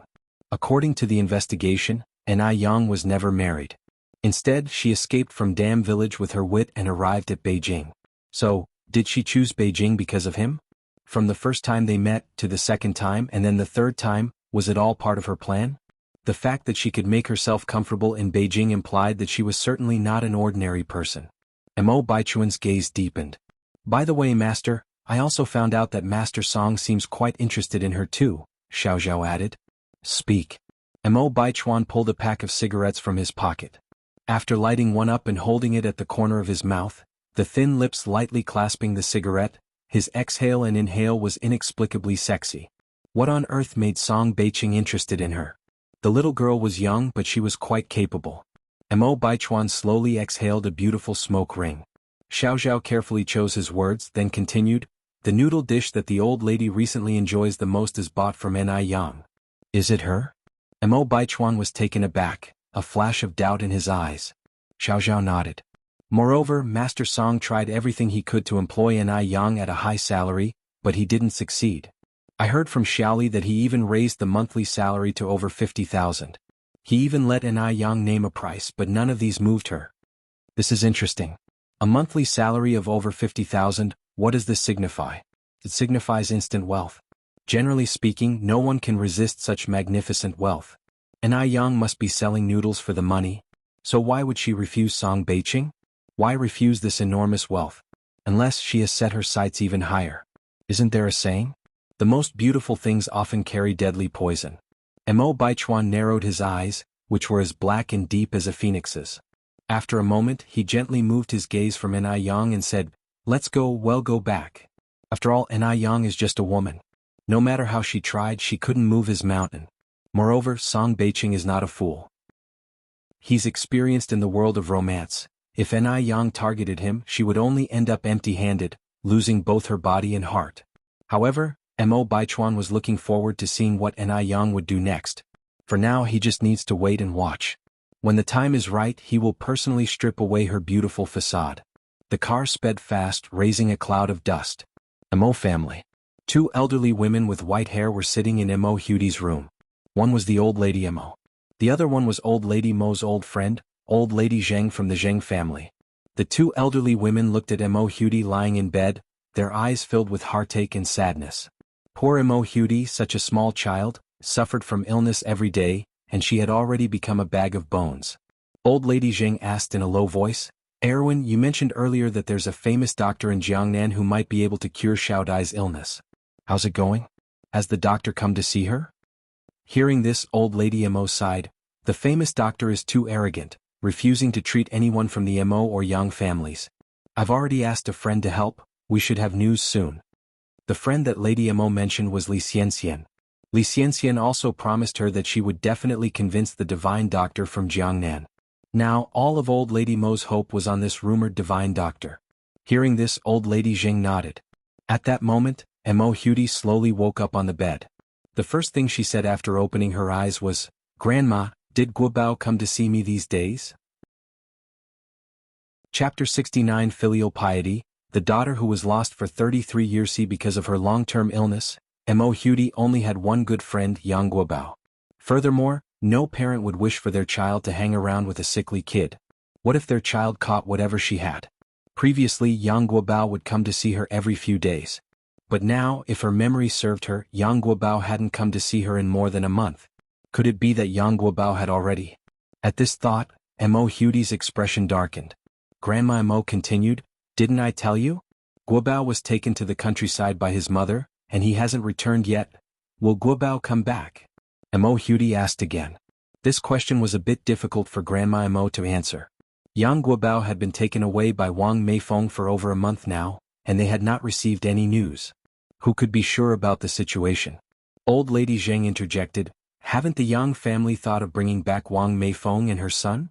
If the daughter-in-law was wrong, that was her problem, but their grandson was still their descendant.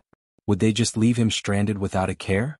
Grandma Mo said, Gobeo's grandma is also very stubborn. She's still waiting for Wang Meifeng to admit her mistake. If Wang Meifeng doesn't acknowledge it, the Yangs won't actively bring them back. After saying this, Grandma Mo continued, but this is really Wang Meifeng's fault. She's a college student, yet she was tricked by a teenager. Isn't it laughable? Old lady Zheng pondered, maybe that young girl has got some skills?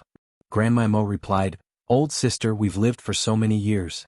Have you seen a teenage divine doctor? Especially a female one? No need to mention several. Even one she had not seen. Moreover, all the historical divine doctors in China were men. When did a little girl become one? Old Lady Zheng laughed. You're right. The two old sisters chatted casually for a while. Mo Hudi lay in her bed, listening. After a while, she fell asleep. Old Lady Zheng held Mo Hudi's hand, her expression difficult to decipher. After a while, she muttered, if one hadn't lost Tingting back then, perhaps her child would be as old as Xiao Dai by now. It's all my fault. I'm useless. Her voice was filled with sadness and regret. Just then a figure rushed past the door. The figure didn't go far but hid in a corner, listening to the conversation inside. Hearing this, Grandma Mo sighed, comforting, Ah Ching, it's not your fault about what happened back then. Don't be too hard on yourself. Now you have Lingling, don't you? Lingling is sensible and filial, and she gave you an outstanding granddaughter. It's as if they were your own. Old Lady Zheng croaked, but Tingting is my daughter, who I carried for 9 months and gave birth to. She was only 3 when she went missing. If she's still alive, she'd be 36 this year. If one weren't so useless as a mother, she could have enjoyed a happy life. But now, I don't even know whether she's alive. Even though old Lady Zheng had adopted a girl who had children of her own, she couldn't help but miss her biological daughter. After all, she was her own child she carried for 9 months. How could she just forget? Don't worry, Ah Ching. Grandma Mo patted old Lady Zheng's hand, comforting. Tingting was a blessed child. She must be living well now.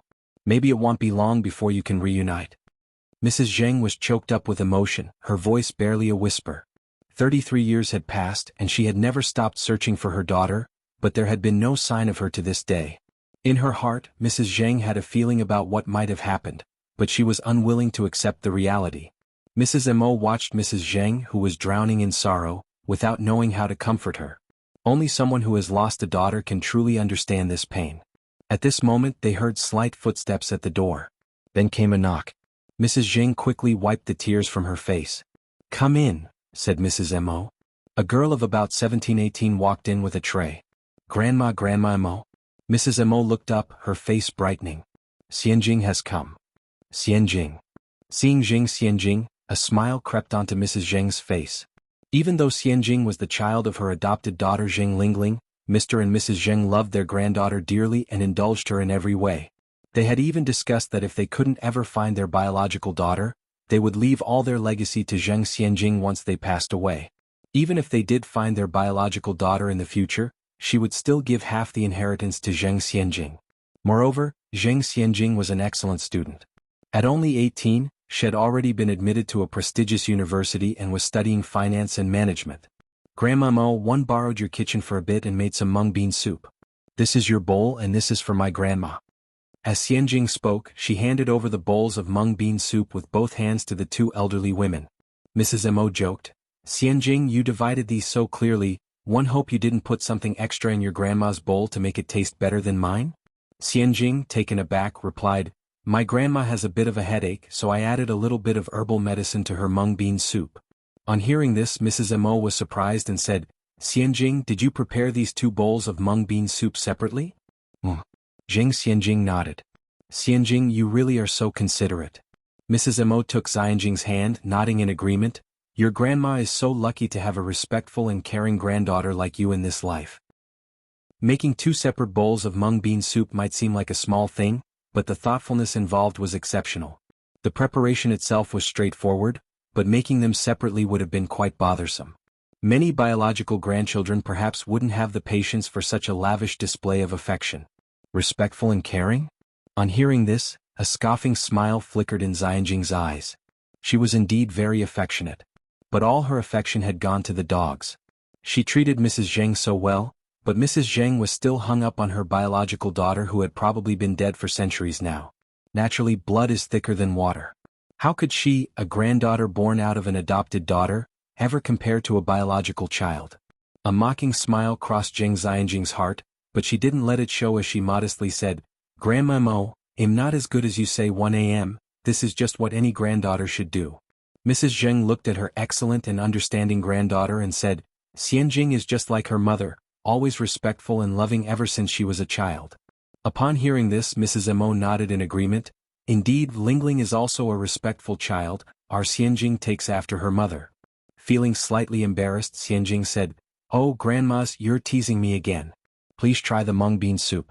It's refreshing and helps drive out the heat in the summer, and also helps detoxify." Chapter 70. It's not easy for us to have a good life. _1 The taste of the mung bean soup was mediocre. Nevertheless, out of respect for Zheng Xianjing's effort, the two elders gulped down the soup in one go. "Grandma, let me wipe your mouth." Zheng Xianjing handed over a clean handkerchief in a timely manner. Elder Lady Mo teased from the side, "Indeed, a biological grandmother is a biological grandmother. Look at her, handing bowls and offering handkerchiefs. Me, a stranger, cannot enjoy such a privilege." Biological grandmother? There was a cold sneer in Zheng Xianjing's heart. Elder Lady Zheng never treated her as a biological granddaughter. This appellation was truly ironic. Zheng Xianjing remarked with a smile, "Granny Mo, once Xiaodai is better, she will definitely be even more filial than me." Of course, Elder Lady Mo liked hearing this comment. She also firmly believed that Mo Hudi would definitely recover. It had to be said, Zheng Xianjing was indeed a pleasing person. She knew how to win the favor of the elderly. In fact, since the day her mother had informed her that she and Elder Lady Zheng did not share any blood relation, she had started being cautious, afraid of offending these two elders with her words or actions. Therefore, her obedient and considerate behavior over these years was all a facade. Because she had to please these two elders of the Zheng family, only then would she have the chance to inherit everything from the Zheng family. However, today, upon hearing Elder Lady Zheng's words, she felt an unprecedented threat. From Elder Lady Zheng's words, it was not difficult to deduce that all these years they had been searching for that lost biological daughter. It was just that they had never found her. But what if one day they did find her? What would their family do then? Therefore, she must find a way to make the elderly couple of the Zheng family draft their will sooner than later. Otherwise, she would never be able to rest easy. All that the Zheng family owned was hers. Why should she have to give it all away? Thinking of this, a faint light flashed in Zheng Xianjing's eyes. At this moment, the door was pushed open once again. A kind-faced middle-aged woman walked in from outside the door. "Mom, Auntie Mo. Lingling is here," Elder Lady Mo greeted with a broad smile.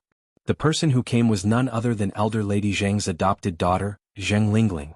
As soon as Zheng Lingling arrived, she stood behind Elder Lady Zheng, massaging her shoulders. Elder Lady Mo praised her non-stop, saying how filial Zheng Lingling was. Zheng Xianjing continued, "My mom is massaging Grandma. Grandma Mo, let me massage you. I have recently learned a new massage technique." As Zheng Xianjing spoke, she began to massage Elder Lady Mo. Elder Lady Mo was so pleased that her mouth curled up in a smile. This mother-daughter duo massaged the elders quietly, not disturbing their conversation. Elder Lady Mo, under Zheng Xianjing's massage, blissfully closed her eyes. As if suddenly reminded of something, Elder Lady Zheng asked, "Erwin, how has your sixth child been lately?" At these words, a glint of light flashed across Zheng Xianjing's usually tranquil gaze. Elder Lady Mo closed her eyes and said disappointedly, "Still the same, entirely useless." Elder Lady Zheng let out a sigh, "All your children are so talented, it's just the sixth one who has turned out to be utterly good for nothing?" Elder Lady Mo had a total of 6 children. 5 sons and 1 daughter.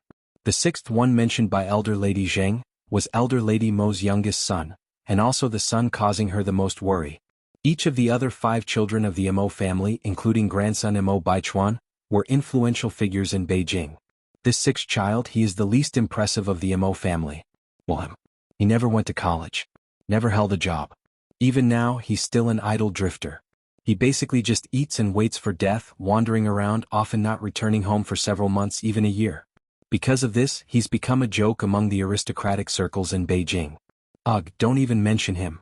Lady Mo sighed irritably. That boy is such a headache. Lady Zheng patted Lady Mo's hand, consoling her, "Don't worry too much about it, everyone grows and develops at their own pace." "Forget it," muttered Lady Mo scornfully, "I've given up on hoping he'll make anything of himself in my lifetime." Mrs. Zheng glanced at her daughter's expressions quietly. She has been observing for a while now. Each time they mentioned this disrespectful sixth child of the Mo family, her daughter, Zheng Xianjing, seems a bit off. Although this good-for-nothing sixth child of Mo family doesn't possess much talent, he is indeed blessed with good looks. It couldn't be her daughter has taken a liking to the worthless sixth of Mo family? Zheng Lingling faintly felt worried. Her daughter should aim to marry someone of Song Biqing's or Mo Baichuan's status, not end up with the incompetent sixth of Mo family. No way. She had to banish this absurd idea from her daughter's mind immediately. Therefore, during lunch, Zheng Lingling finally found a chance to talk to her daughter privately. Xianjing, Zheng Lingling called out to Zheng Xianjing. What's the matter, Mom? Zheng Xianjing turned back. With a hushed voice, Zheng Lingling asked, Your mom wants to know, have you fallen for the sixth of Mo family? Zheng Xianjing replied a bit awkwardly, No. No. Zheng Lingling narrowed her eyes. Xianjing, you're my daughter. I can tell what you're thinking. Listen to me, you must quit this absurd idea right now. If you have time, put in more efforts towards Song Beiqing or Mo Baichuan. Either one of them would be 1,000 times better than that sixth of Mo family. Finishing her words, Zheng Lingling continued sincerely, Xianjing, your mother struggled to make a life like this. I hope you can always stay on top of the world. That sixth of Mo family, all he knows is to ask for money from his family. What can he possibly provide you? Zheng Xianjing obediently nodded her head. Okay, Mom. One understand. Of course she wants to stay on top. In fact, she wants to be at the very top. It's just that there are certain things she doesn't feel comfortable discussing with her mother. Just when Zheng Lingling was about to say something else, Zheng Xianjing preempted her. Oh Mom, I heard something today. What was it? Zheng Lingling quickly asked. Zheng Xianjing continued, I heard that old woman has been secretly looking for her biological daughter for years. I'm worried, Zheng Lingling frowned severely, those two troublemakers. I've been nothing but good to them and they still treat us as outsiders. Xianjing, don't worry. As long as your mom's here, one won't let anyone take anything that belongs to us. With her mother's very promise, Zheng Xianjing felt relieved. Over on Yurdist Road's morning market. Probably because the market was not bustling today, and Yang only managed to sell all of her 500 bowls of noodles around noon. After cleaning up her stall, she rode her bicycle to the vegetable market. On the way, she conveniently passed by the newly opened sour fish stall. It was approaching lunchtime. Not only was the place filled with noodle eaters, but there was also a long queue forming. But what surprised her more was the owner of this stall. The person wasn't someone else. It was Zhu Yonghong's mother, Sun Chuanxiang, who was arrested a month ago. With Zhu Yonghong still in jail, Sun Chuanxiang had a middle-aged man helping her who bore a look similar to Zhu Yonghong. She assumed that this man was Zhu Yonghong's father. What an interesting family. The daughter hires thugs to destroy the competition, while the parents directly turn into copiers. When she noticed that Yang passed by this place, Sun Chuanxiang kept her head high and called out with a triumph in her voice, Come on everybody, delicious pickled fish noodles. Just 0. 25 yuan a bowl. Only 0. 25 yuan a bowl. Chapter 71 Encounter Again, First Subscription, 10,000 Words Chapter, Seeking Support. Sun Chuanxiang was deliberately flaunting in front of Yang. Isn't it just a bowl of pickled fish noodles? Who can't make that? Yang is just a lowly wench. Previously, not only did she steal their business, she even caused her daughter to get arrested. It didn't matter that Zhu Yonghong was taken in, what mattered was it affected her son who was in college. Now, her son has been forced to suspend school and is under investigation at home. She had no idea when her son could return to campus. Their family had been farmers for 3 generations, never producing anyone successful. They finally had a golden phoenix only to be ruined by Yang, that wench. If it weren't for Yang, would such a disaster have happened? For a moment, Sun Chuanxiang wished she could bite Yang to death. However, she has now taken her revenge, successfully taking away all of Yang's customers. It was obvious that Yang hadn't sold a single bowl of noodles this morning. Yang can still smile now. But she's probably going to cry tomorrow morning. Cheap hussy, serves you right. Thinking about it, Sun Chuanxiang became even more self-satisfied. Yang appeared unaffected, ignoring Sun Chuanxiang. It wasn't pride, but rather that the taste of Sun Chengxiang's pickled fish stank. Even if sold cheaply, it wouldn't keep many customers except for a few bargain hunters. Those who truly care about taste won't be returning customers. After all, whether it's the pickling of the fish, the chili, or even the sour vegetable in Yang's pickled fish noodles, there's a secret recipe involved. Sun Chuanxiang was simply running out of tricks. Why should she lower herself to the same level as such people? As it turns out, she should really be thanking Sun Chuanxiang. After all, only the inferior can highlight the superior. Isn't there an old saying? Often imitated, never surpassed. Young arrived at the vegetable market, bought some vegetables, meat, fruits, and about a dozen fish, tied them all on the bike, and just as she was about to ride back, she saw some trendy young men and women, each holding a can of Jianghu energy drink. Jianghu is a kind of soft drink unique to this era. Soft drink? Young thought for a moment and suddenly had an idea. At this time, a bottle of Jianghu was quite expensive and most families couldn't afford it. However, an iced Jianghu did have a great effect on beating the heat. Now it was summer. Many customers would be sweating and wanting to quench their thirst after eating halfway through a bowl of pickled fish noodles. Customers who spend 30 cents for a bowl of noodles certainly won't spend over 1 yuan for Jianghu or Dabaisha fruit-flavored carbonated drinks to quench their thirst. So, she could use other beverages instead of a carbonated drink. As long as it tastes good, sells at a cheap price and matches well with pickled vegetable noodles, it will surely sell well. Yang's eyes narrowed, a glint of light sparkling beneath them as she immediately turned her bike around and headed the other way. On the way she passed Li Dongliang's shop. Li Wei was away at school. The people in the shop today were Li Dongliang and his wife, Qian Jinfeng. The couple was chatting about something at the shop's entrance. Seeing Yang riding over, Li Dongliang greeted her with a smile. Yang, how come you're back again? He noticed some fresh grass carp hanging on the back of Yang's bike. Could it be that this girl's business was really that good? That doesn't seem right. A young girl like her, how can she possibly cook something delicious? Moreover, it's fish, something everyone dislikes. Perhaps she was just making it seem like her business was good to avoid being made fun of. But why? What's the purpose of her doing this? Li Dongliang narrowed his eyes as his gaze swept over Yang's face. Although Yang was illiterate and quite plainly dressed, there was no denying that her face was truly striking. He had seen many people while doing business every day, but he had never seen anyone as beautiful as Yang. Could it be? Li Dongliang suddenly thought of his son, Li Wei. His son was quite good-looking, and not only was he a high school student, he would be a college student in the future. His future was limitless. Li Dongliang realized it all of a sudden, Yang's ambitions were indeed high, daring to set her sights on his son. Thinking about it, when Li Dongliang looked at Yang, there was caution in his eyes. His son was so accomplished, he did not have to worry about finding a good wife in the future. Moreover, it said that marriages should be matched in social and economic status. Someone like Yang trying to marry up was not suitable for his son at all. Chapter 72 Encounter Again, First Order, 10,000 Words Chapter, Ask for Support, _do. His son deserved a better girl, perhaps in the future he could even marry a CEO's daughter. Yan could not have imagined that Li Dongliang had such thoughts. She still replied with a heartful smile, "Hello, uncle and auntie, I'm going to buy some stuff from the pharmacy." Going to the pharmacy?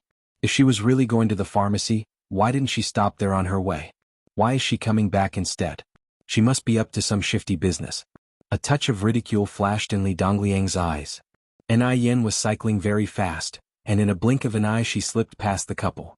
Qian Jinfeng curiously asked, "Hey, is that young girl the Yan you've mentioned before? She's quite polite, not at all like a girl from the countryside." People just arrived from the countryside are normally very shy, restrained, and humble, but Qian Jinfeng only saw confidence in Yan's demeanor. And she was very beautiful. Even though it was just a passing glance, Yan had already impressed Qian Jinfeng. Li Dongliang snorted, "That little girl has big plans." Qian Jinfeng was taken aback. "What do you mean?" Li Dongliang then told Qian Jinfeng what he was thinking. After hearing it, Qian Jinfeng's face was full of astonishment.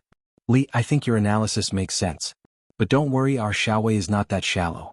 He's a sensible boy, even if Yan has a little trick up her sleeve, Xiaowei won't fall for her." Li Dongliang nodded his head. Qian Jinfeng sighed, "I really didn't expect that young girl to be like this. What on earth was her parents' upbringing? Such a failure. Fortunately, our Xiaowei isn't like that." Yan arrived at the pharmacy. She parked her bike at the entrance. It was the critical period of Western medicine's prevalence and the decline of traditional Chinese medicine, so there were no other customers in the traditional Chinese medicine store except the salesperson.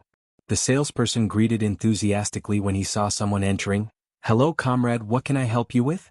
Yan smiled and replied, "Could you please get me a kilo of dark plum, a kilo of hawthorn, a kilo of dried tangerine peel, a kilo of licorice and a kilo of roselle flower?" People usually purchase traditional Chinese medicine by grams, yet this young girl requested kilos. The salesperson was stunned for a moment, then asked, "Young comrade, are you sure you want a kilo of each item?" Instead of 10 grams? And I Yen nodded, yes, how much is it? They'll pay first. Wait a moment, let me calculate.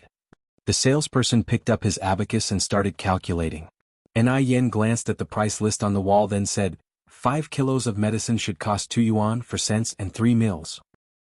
After saying that, and I Yen took out the change from her pocket and placed it on the counter. 2 yuan for cents and 3 mils? Could this young girl calculate so accurately? She must be guessing, right? The salesperson continued to operate his abacus suspiciously without looking up at Ni Yen. However, a moment later, the salesperson was amazed at Ni Yen's ability to calculate to the penny accurately when he saw the result on his abacus. This young girl was indeed remarkable. She calculated the exact amount right down to the penny. The salesperson collected the money on the counter, weighed the medicine and handed it to Ni Yen, then asked curiously, young comrade, what do you need all this medicine for? Besides, these medicines can't cure diseases, they can only be used as adjuvants in usual practice. Ni Yen smiled and said, actually it's not really medicine. I'm using it to make a drink. These medicines can be used to make a drink? The salesperson was surprised. Ni Yen nodded.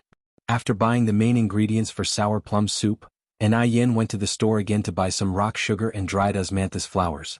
It wasn't until 2 o'clock in the afternoon that Ni Yen returned home. Ni Tsuehua had been waiting at the doorstep.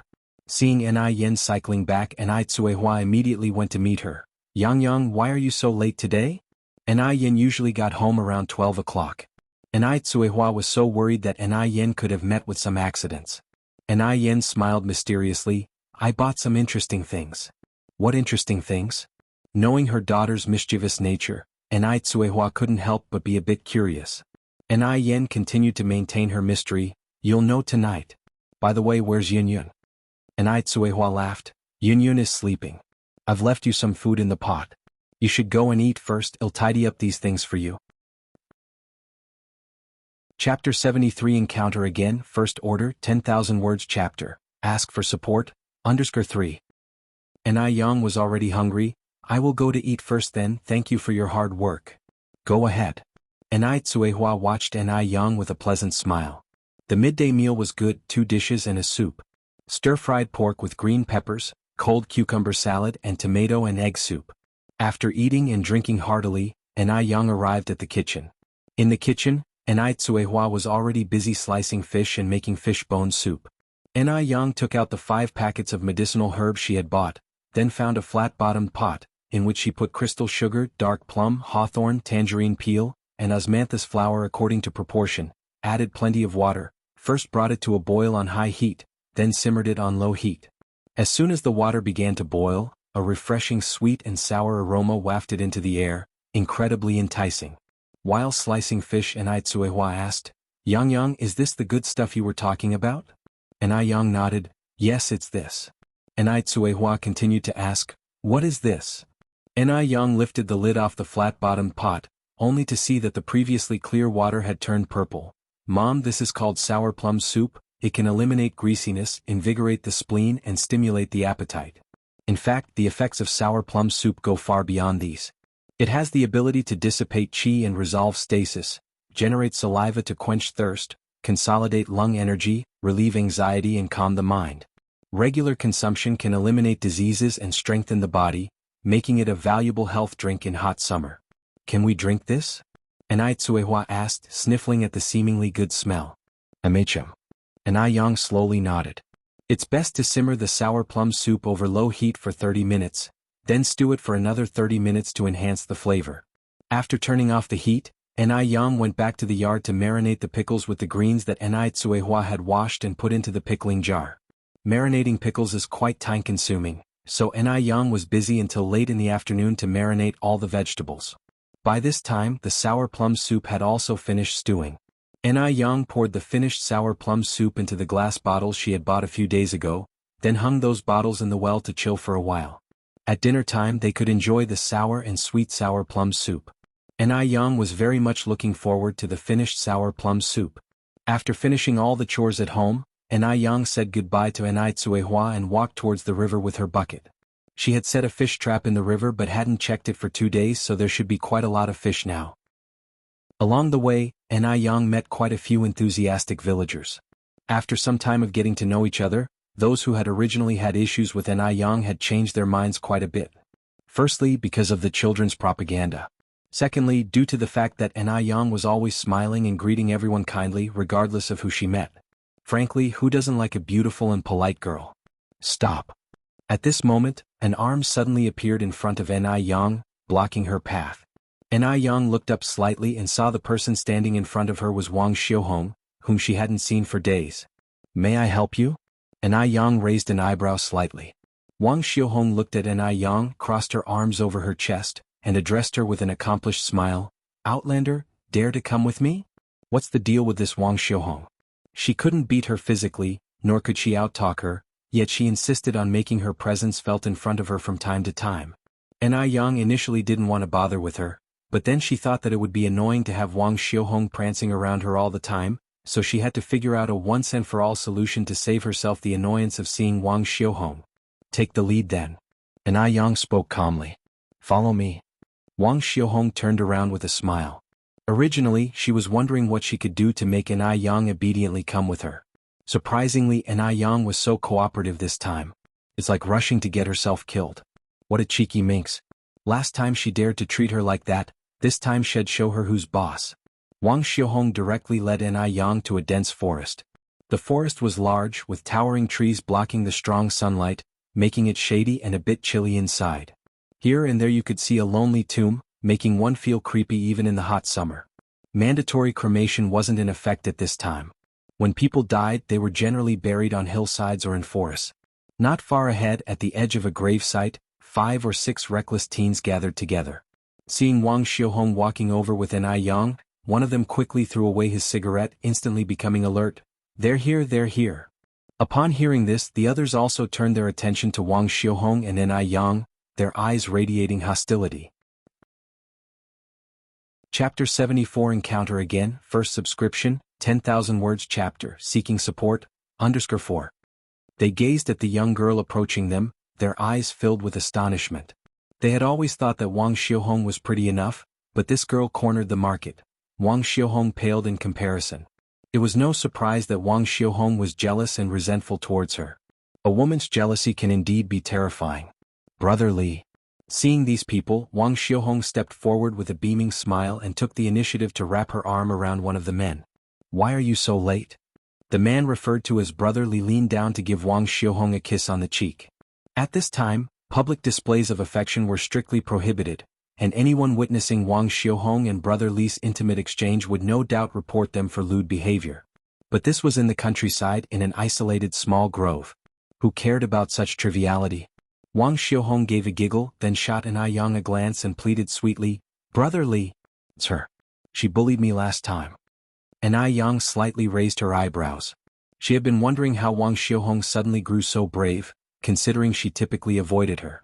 Evidently, Wang Xiuhong had found herself a protector. You're Yang, right? Brother Li lit a cigarette, his eyes glinting maliciously.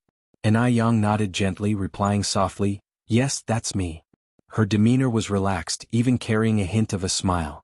There was a touch of unruliness, and the overwhelming cold elegance in her eyes made it clear she didn't consider these people a threat. Wang Xiuhong leaned comfortably against Brother Li's chest, her face lit up with a triumphant smile. Brother Li, last time she bullied me so much, this time you must help me get justice. When she finished speaking, Wang Xiuhong glared at Yang with a malicious glow in her eyes. The grove was surrounded by farmland on all sides, rarely visited by outsiders. If anything were to happen here today, Yang would have no one to call for help. Upon hearing Wang Xiuhong's words, Yang smiled. Using your body to seek revenge on me, Wang Xiuhong, that's all you are capable of. You. Wang Xiuhong clenched her teeth, her hands repeatedly clenching and unclenching. The anger on her face faded, replaced by feigned embarrassment.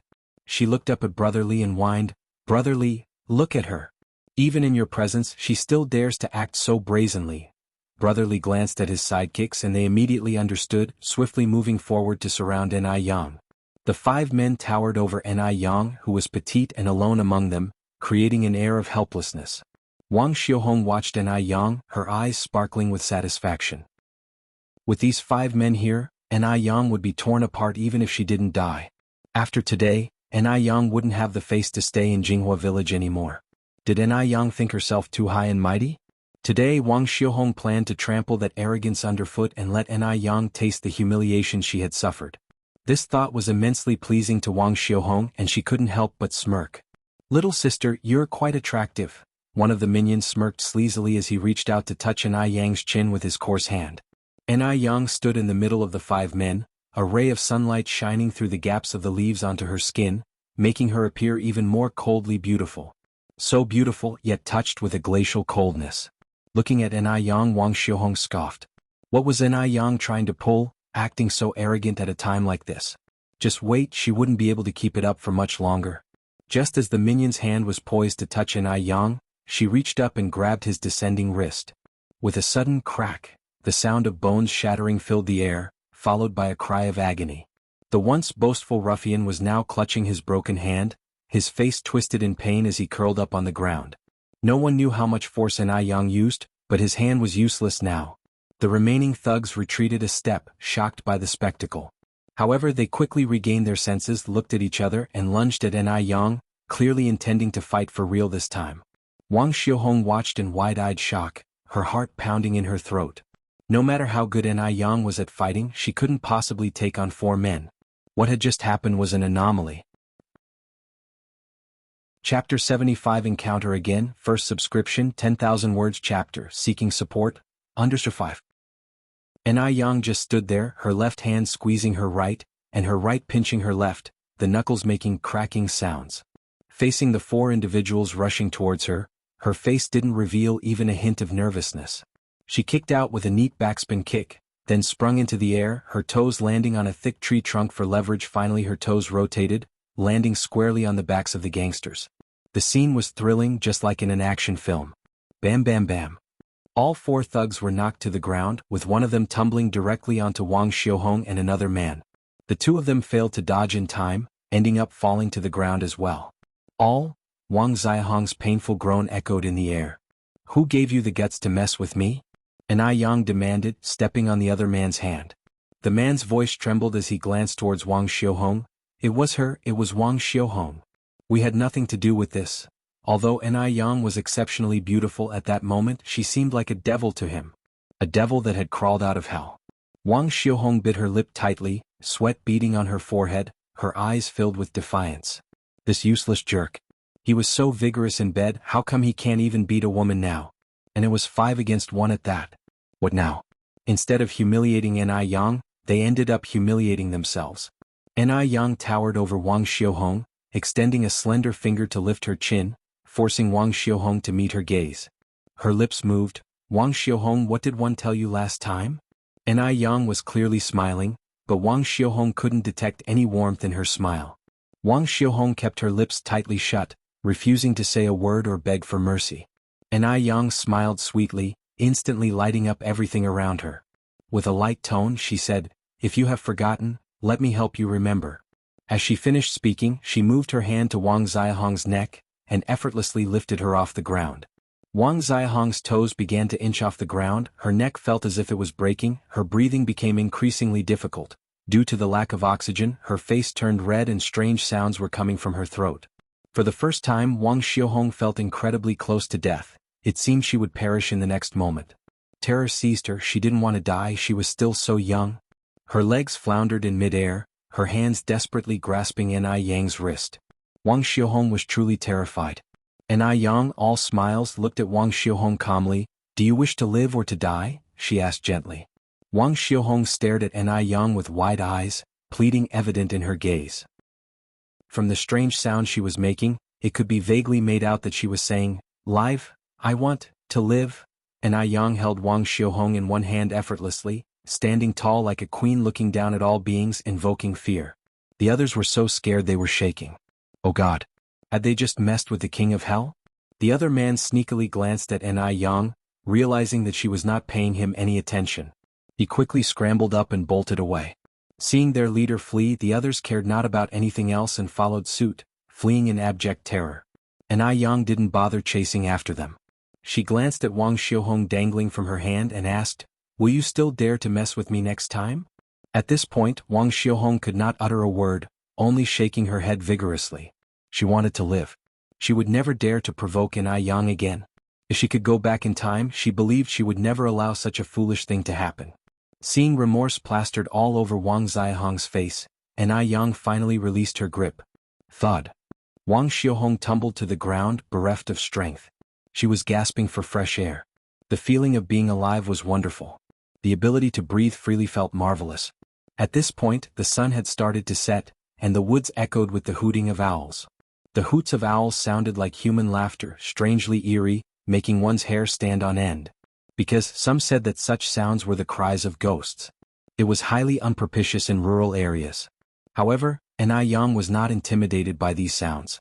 She brushed her hands off, cast a glance at Wang Xiahong sprawled on the ground, and elegantly walked away from the woods, step by step. Chapter 76 Encounter Again, First Subscription 10,000 Words Chapter Seeking Support, Underscore 6. After An Yang left, Wang Xiahong was the only one remaining in the gloomy grove. The sun was setting. The grove grew steadily darker, scarcely visible was the phosphorus fire spewing from the graves at the edge. Phosphorus fire is also known as ghost fire. As Wang Xiahong's vitality gradually recovered, the tranquility of the grove during the day was replaced by an incredibly horrific scene. Dreadful ghost cries, drifting ghost fire, dim light, and the intermittent graves all tormented Wang Xiahong's senses. Wang Xiahong is not An Yang. Even though she can be capricious and malicious, she is just a 17-year-old girl. She has never experienced such horrors before. At that moment she was so terrified that her face turned pale. She tightly embraced her head, crying out, "Don't come near me, don't come near me, Mom, Dad. Please come to save me." Regrettably, the only response in the grove were the ghastly ghost cries. An Yang arrived at the river bank, her face relaxed. She greeted passers-by who were working in the field with a sweet and bright smile. Who could associate her with the demon-like person in the grove just a while ago? An Yang stood by the river bank, rolled up her trouser legs, revealing her fair-skinned leg. Her feet were beautiful, small and exquisite. Her glossy and transparent nails were like rows of small seashells, faintly presenting a soft pink hue, delicate as a piece of art. A slim figure approached from across the river and saw such a scenario. The girl was partially rolling up her trousers, stepping into the river one step at a time. Every step she took was steady. The sunset was projecting on the river's surface, reflecting a golden sheen, forming a beautiful picture with her. Even with just her back view, it made one's imagination run wild. If she turned back and smiled at him now, what kind of ripple would it create? The man was taken by surprise and just stood there, nearly mesmerized. Isn't this the same girl he saw at the mall last time? Didn't expect to encounter her so soon again. Just then it occurred to him, could she possibly be attempting suicide by jumping into the river? At that thought, the man's eyes narrowed, he unfastened his jacket, threw it on the ground and dashed towards the river. When An Yang was hoisted from behind, she was baffled as if pierced by an unexpected force, causing her to instinctively grab the collar of the man's white shirt. Simultaneously, a scent of men's cologne penetrated her nostrils, a refreshing and crisp fragrance. An Yang looked up at the man. In her sight was a face with well-defined features, thin lips, sharp eyebrows and eyes. Although the cold and stern look was also filled with gentleness. He was quite handsome. And somewhat familiar. Somehow, upon seeing this face, An Yang thought of Mo Baichuan, the hooligan. However, this face was obviously much more composed than Mo Baichuan's. An Yang firmly grasped his collar, scolding, "What are you doing? Are you trying to play a pervert in broad daylight? Let me down." The man's expression was incredibly tense, he didn't speak a word. Clutching the person in his arms, he strode towards the shore. "Let me go." An Yang struggled incessantly. Alas, his arm was as if it were cast onto her. Regardless of how much he struggled, he remained unmoved. An Yang was skilled, even the robust Mo Baichuan was knocked down by her. She didn't expect to lose against a man today. An Yang was furious, she reached out to pinch his neck, yelling, "Smelly rascal! Let go of me now." But the man remained silent, carrying An Yang with both fast and steady steps. When he glanced at the girl's angry face, he couldn't help but frown slightly. Such a pretty girl with a good figure, why would she want to take her own life? An Yang, in fury and unable to struggle, bit onto his collarbone. Immediately, a mix of salty and sweet taste filled her mouth, while a trace of blood stained his white shirt. Yet the man had no intention of letting go, holding onto An Yang until he reached the shore. Only then did he release her. But, to prevent her from jumping into the river again, he firmly restricted her wrist, saying sternly, "Are you crazy? Is that how you treat your savior? Let go of me." And Yang jolted his hand away. "Are you sick? Who asked you to save me?" However, his hand seemed to be stuck to her wrist. She couldn't free herself. Chapter 77 Encounter Again, First Subscription, 10,000 Words Chapter, Seeking Support. _7, I won't let go. The man looked at her, adding, "Unless you promise me you won't try to kill yourself." And Yang let out a deep breath, trying her best to calm down. "Who told you one was attempting suicide?" The man loosened his tie at the neck, speaking somberly. "Just now you were heading towards the river. If that's not attempting suicide, then what is? If I weren't there, you'd be an anonymous drowned corpse by now." He saved her. And she, for her part, had returned his favor with hostility. "Seeing that you are quite pretty, what could have possibly driven you to consider jumping into the river?" After all this time, it turned out he thought she was about to jump into the river. And Yang looked up at the man, explaining, "One was just going to fetch a lobster trap from the river, not jumping in. We shouldn't be touching. Can you let go of me now?" The man still firmly held Yang's hand, skeptical. "Are you sure you weren't going to jump in?" And Yang nodded earnestly. "Why would I want to end my life when I'm living just fine?" "Then swear on it." The man clearly didn't believe Yang's words. Left with no choice, Yang raised 3 fingers, sincerely saying, "One swear." Seeing Yang like this, the man reluctantly believed her. "Once I let you go, you'd better not lie to me." "Sure." And Yang nodded slightly. The man loosely let go of her, and Yang instantly pulled her hand back. Her skin was naturally fair and would turn red easily just by touching it. The man's firm squeeze just now had left 5 distinctive finger marks on her wrist, alarmingly red. The man also noticed the abnormality on her wrist, promptly apologizing. "I'm sorry, is your wrist all right?" "It's fine." And Yang looked up slightly. "You meant well." What Yang didn't expect was her gaze landed on the man's chest. A bright red bloodstain contrasted sharply on his white shirt, making a striking scene. Seeing this, Yang felt somewhat flustered. She seemingly acted too impulsively just now and had bitten too hard. The man seemed to see through her thoughts, casually saying, "I'm fine. It's just a superficial wound and it doesn't hurt at all, a minor issue. I was too impulsive just now, otherwise this wouldn't have happened." In his words, the man fully demonstrated a man's grace, taking all the blame on himself. This rather embarrassed Yang because, after all, he was the one who got injured and she was the one who bit him. None of this would have happened if she hadn't gotten overly emotional. "Let me see how deep the wound is." And Yang walked to his side and began to unfasten his metal buttons. Her slender fingers, white as jade, rapidly wound around his collar. Soon 3 buttons were undone. With them so close, he could see her exquisitely chiseled face if he just looked down. From his perspective, her long fan-like eyelashes flickered, their fluttering leaving a gentle trace of softness in his heart, stirring ripples. Next was her high-raised nose, lips as red as fiery flames, and skin as milky as cream. Even though her makeup wasn't applied, she was still bewitchingly beautiful. He was completely taut, not daring move an inch. Although he was a man in his late 20s, he felt as innocent in front of her as a boy at the brink of adolescence. And Yang took a look. The wound seemed rather deep. This was a problem. And Yang furrowed her brows slightly. There are over 1,000 kinds of bacteria in the human mouth. Being bitten by a human can cause infections, which can lead to serious consequences if not dealt with promptly. It could even put someone's life in danger. "Go back with me," and Yang lifted her eyes to look at the man, continuing, "You need to disinfect this wound with iodine or else it might get infected." Only then did the man react, fastening his buttons as he said, "It's only a bite mark, you don't have to go to such trouble." "It's no trouble, just a quick disinfection." And Yang lifted her hand and tucked a strand of hair behind her ear. A little disinfection for some peace of mind. If the man was to leave just like this, Yang would undoubtedly still be worried.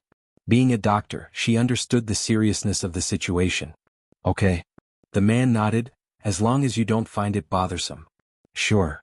And Yang nodded slightly. "Please wait for me a moment." Chapter 78 Encounter Again, First Subscription, 10,000 Words Chapter, Seeking Support, _8 As she finished speaking, Yang turned and walked towards the river. "Hey, what are you doing?" Seeing her walk back into the river, the man was startled and grabbed her wrist. With a swift jerk, he pulled her into his embrace. His one hand gripped hers, while the other wrapped around her slim, soft waist. The feeling of her softness and warmth in his arms momentarily stunned him. He could clearly smell the unique, clean scent that emanated from her, like bamboo but not quite, mixed with the faint allure of orchids. It was intoxicating, much like the mesmerizing allure of a poppy flower. Yang quickly regained her senses, immediately backing away to a safe distance as she explained, "I'm going to pick up the fishing trap. Don't misunderstand." The man coughed lightly, "Well, I'll go with you." He acted as though Yang might fling herself into the river in the next second. He considered himself a righteous young man. Yang was about to refuse when the man was already a step ahead, walking forward. Left with no choice, Yang hurried after him. "The fishing trap is over here." The man, born into privilege, had never seen a fishing trap.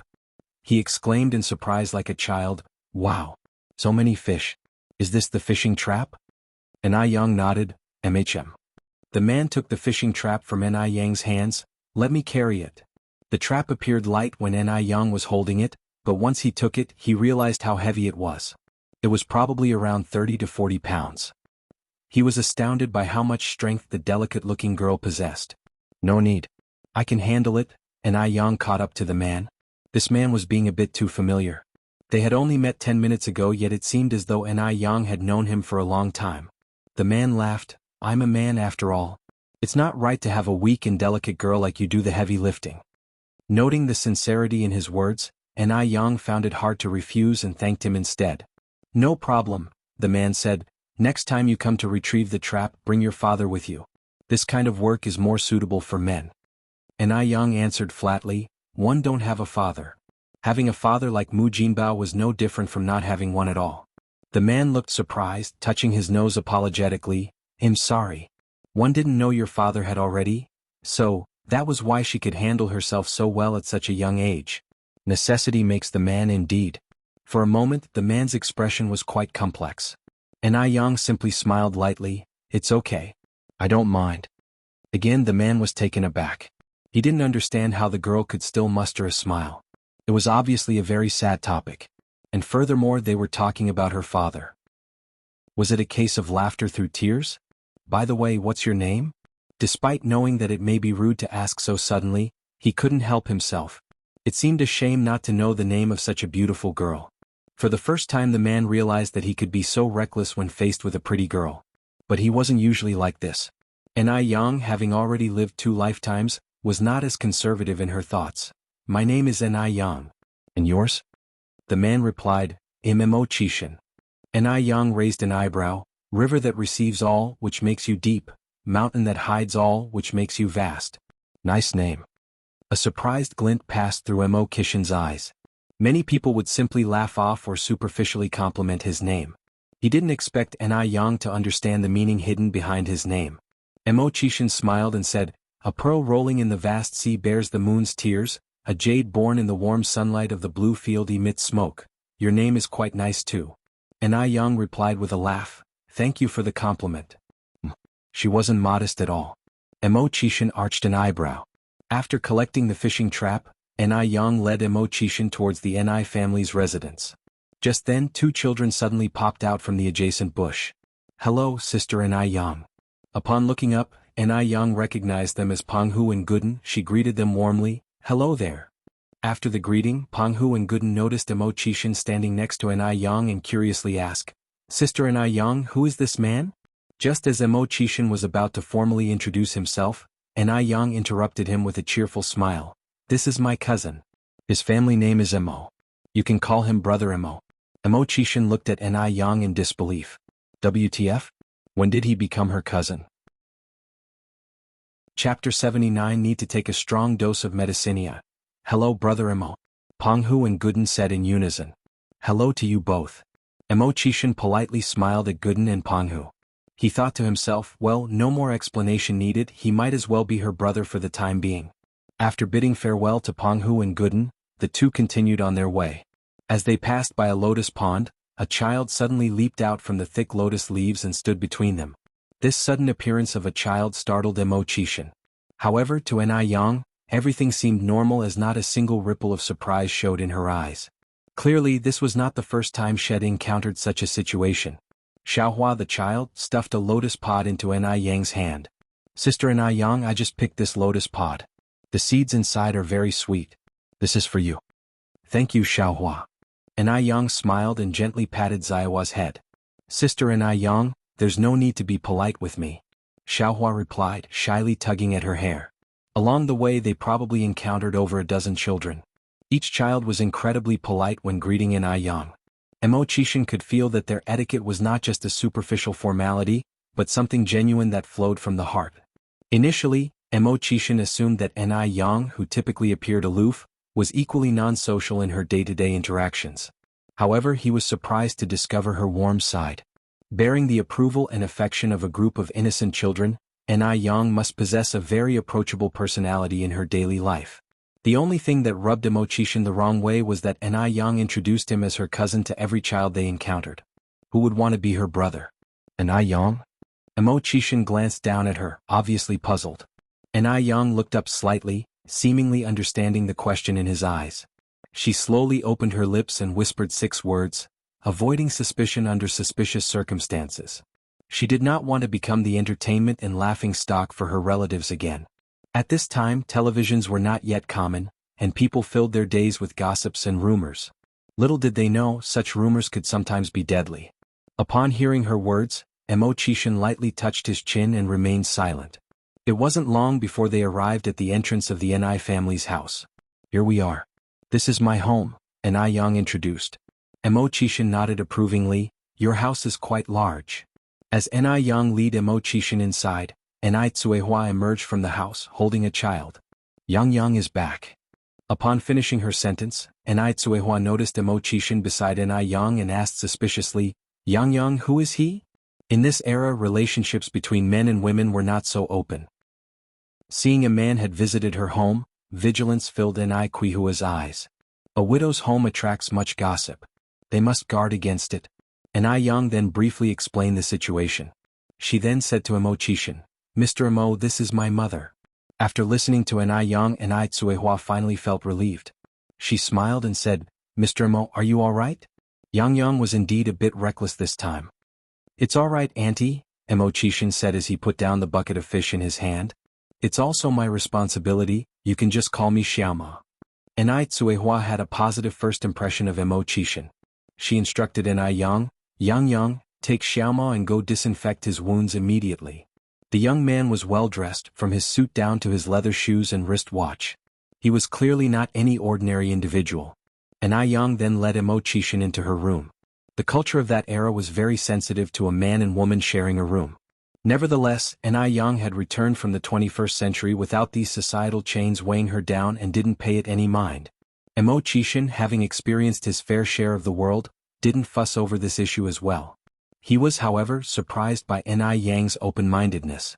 Seeing her last time at the mall, he had already known Ni Yang was no ordinary girl, but he didn't expect her to be even more extraordinary than had imagined.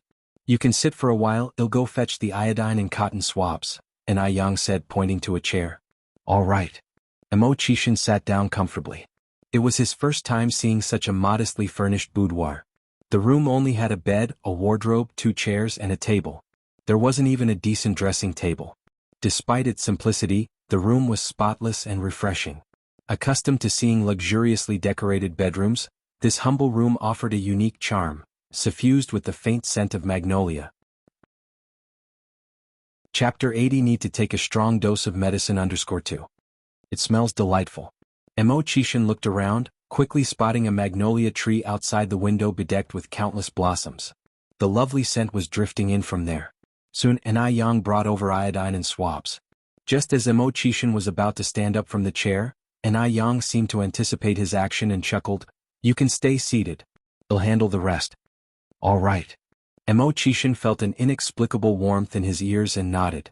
Ni Yang knelt and unfastened his metal button, her actions gentle as she applied iodine to the heavy bite marks. Mo Qixin stiffened, not daring to move. He could clearly feel the warmth of her breath coating his chest. It was a strange feeling. Ticklish. Soon enough, Ni Yang finished applying iodine and stood up. In a mild tone she said, Mr. Mo, it's all done.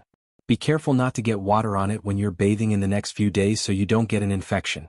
If you have time you should get it checked at the hospital. 111 cover the medical expenses. You can find me whenever you need. Alright, I'll do that. As he stood up from the chair, Mo Kishin's throat bobbed twice, his voice clearly more hoarse than before. Yang furrowed her brows slightly. Mr. Mo, is your throat bothering you? Mo Kishin's expression remained indifferent. He coughed lightly into his fist and replied, It's fine. I've just been sitting here for too long. Yang, who hadn't been through many life experiences, didn't think too much about it. She continued, One have some herbal medicine here that soothes the throat. It's a little bitter. Would you like some? Pills? This was something that couldn't be fixed with medication. Mo Kishin shook his head slightly, his face betraying no emotion. Thank you but no. It's getting late, one should go. All right. Seeing his refusal, Yang didn't insist, then let me walk you out. Under the circumstances, it would be inappropriate to ask Mo Kishin to stay for dinner. Upon hearing this, Mo Kishin was somewhat disappointed. He had assumed that Yang would insist on him staying a little longer, perhaps even having dinner with her. He didn't expect that. Mo Kishin agreed reluctantly. It wasn't in his nature to mooch off of anyone. As he got to the door, Yang, as if suddenly remembering something, told Mo Kishin, Mr. Mo, wait here for me.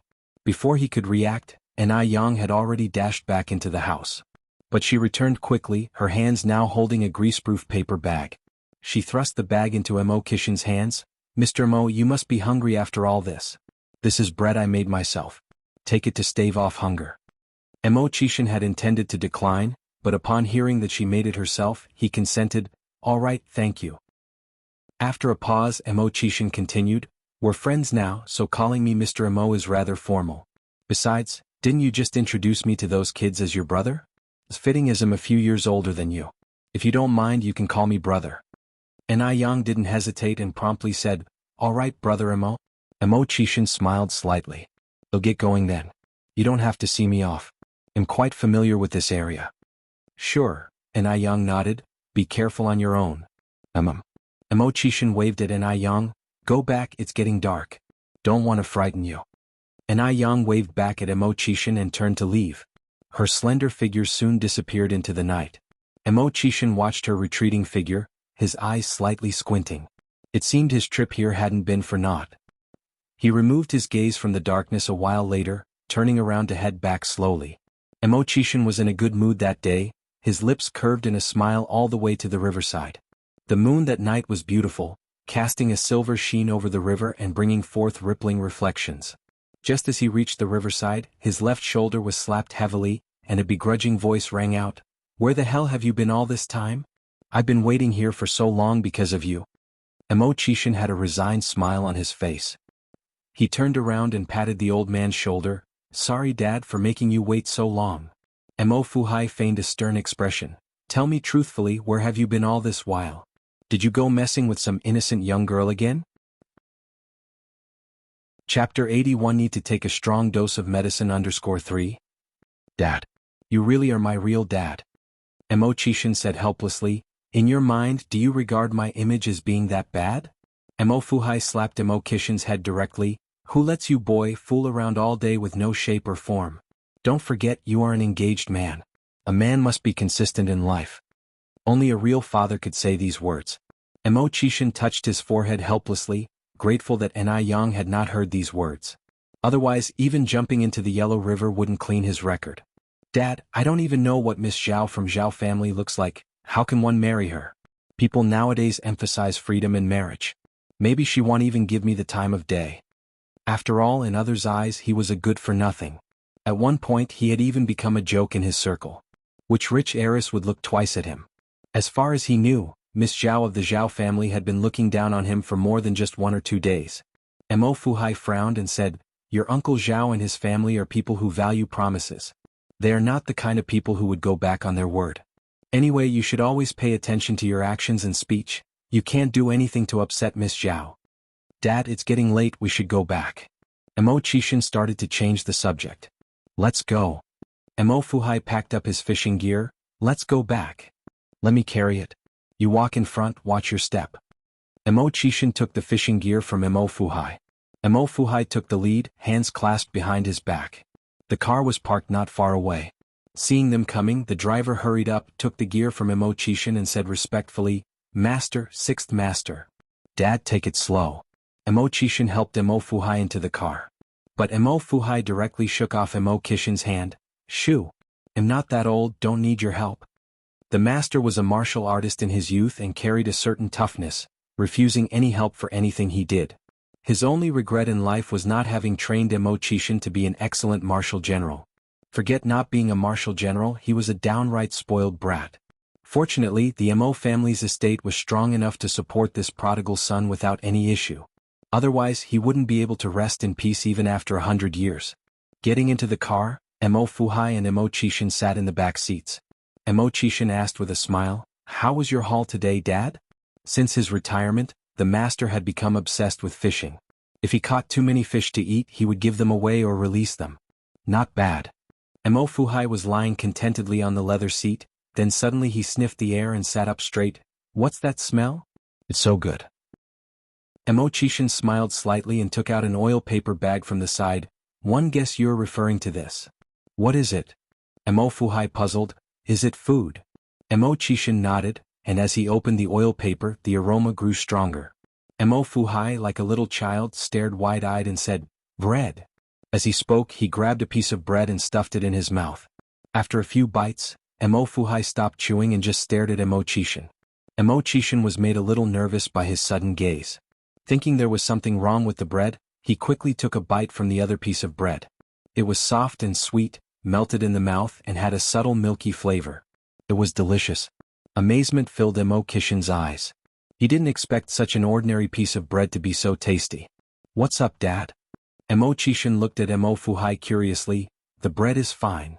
Imo-fuhai kept looking at Imo-chishin, then said, "Tell me, where did this bread come from?"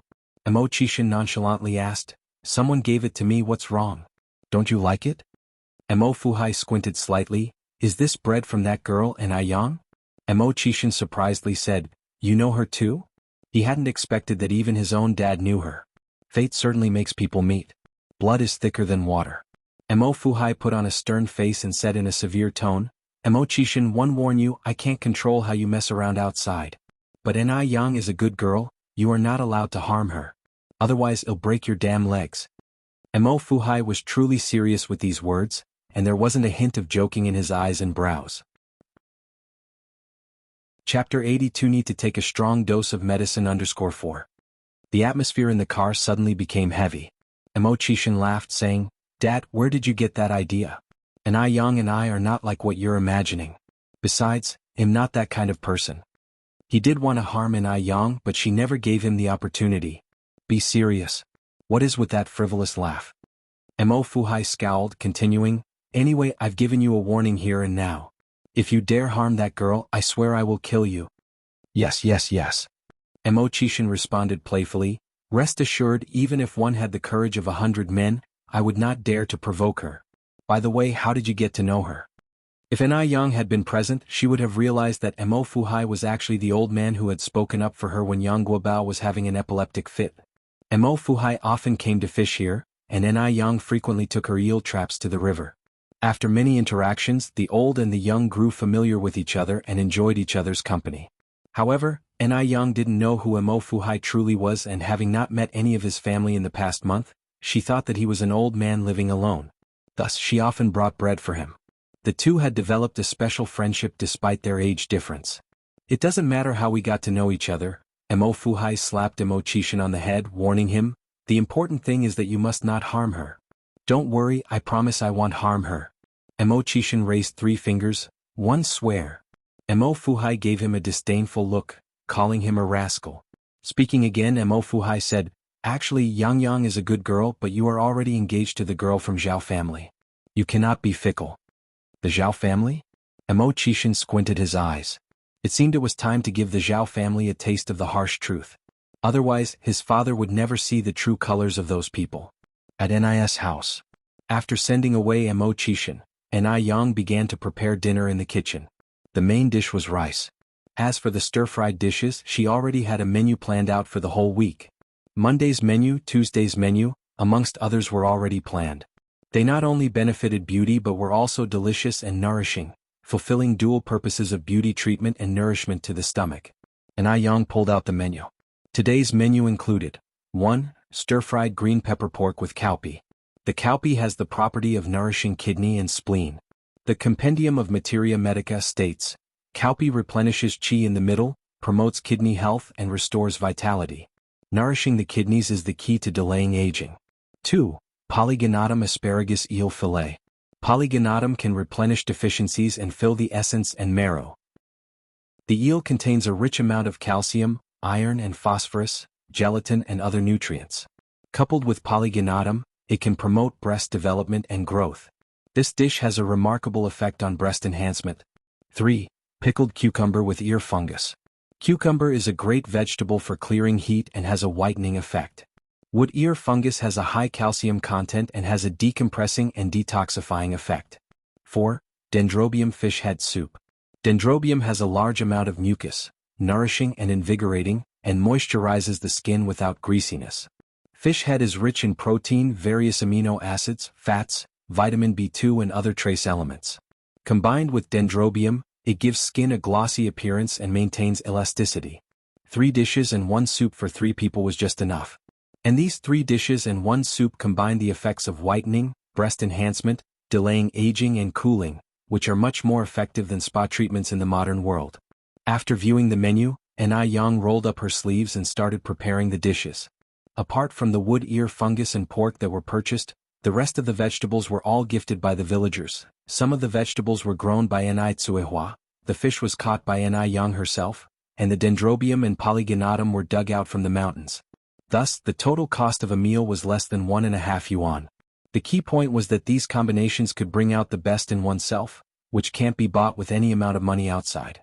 After more than an hour in the kitchen, the beautifully presented 3 dishes and 1 soup were brought to the table. The moment Qinggui entered the house, he was hit with the scent of the delicious dishes. His bad mood brightened instantly. Summer is usually a period with reduced appetite, but Qinggui appetite was improving by the day. Qinggui immediately dropped his bag and went to the yard to wash his hands before eating. Yang was pulling something up from the well. As soon as she opened the well cover, a burst of cool air gushed out, instantly reviving her. Chapter 83. Need to take a strong dose of medicine. 5. Yang, what's in this basket? Qinggui curiously bent over to look.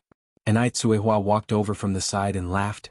This is the sour plum soup that our Yang made this afternoon. Sour plum soup? Qinggui's eyes lit up and she exclaimed with surprise, Yang knows how to make sour plum soup? Beverages are quite expensive at this time. A regular soda sells for 1 to 2 yuan a bottle, not to mention the handmade sour plum soup. During a work banquet, Qinggui once had sour plum soup.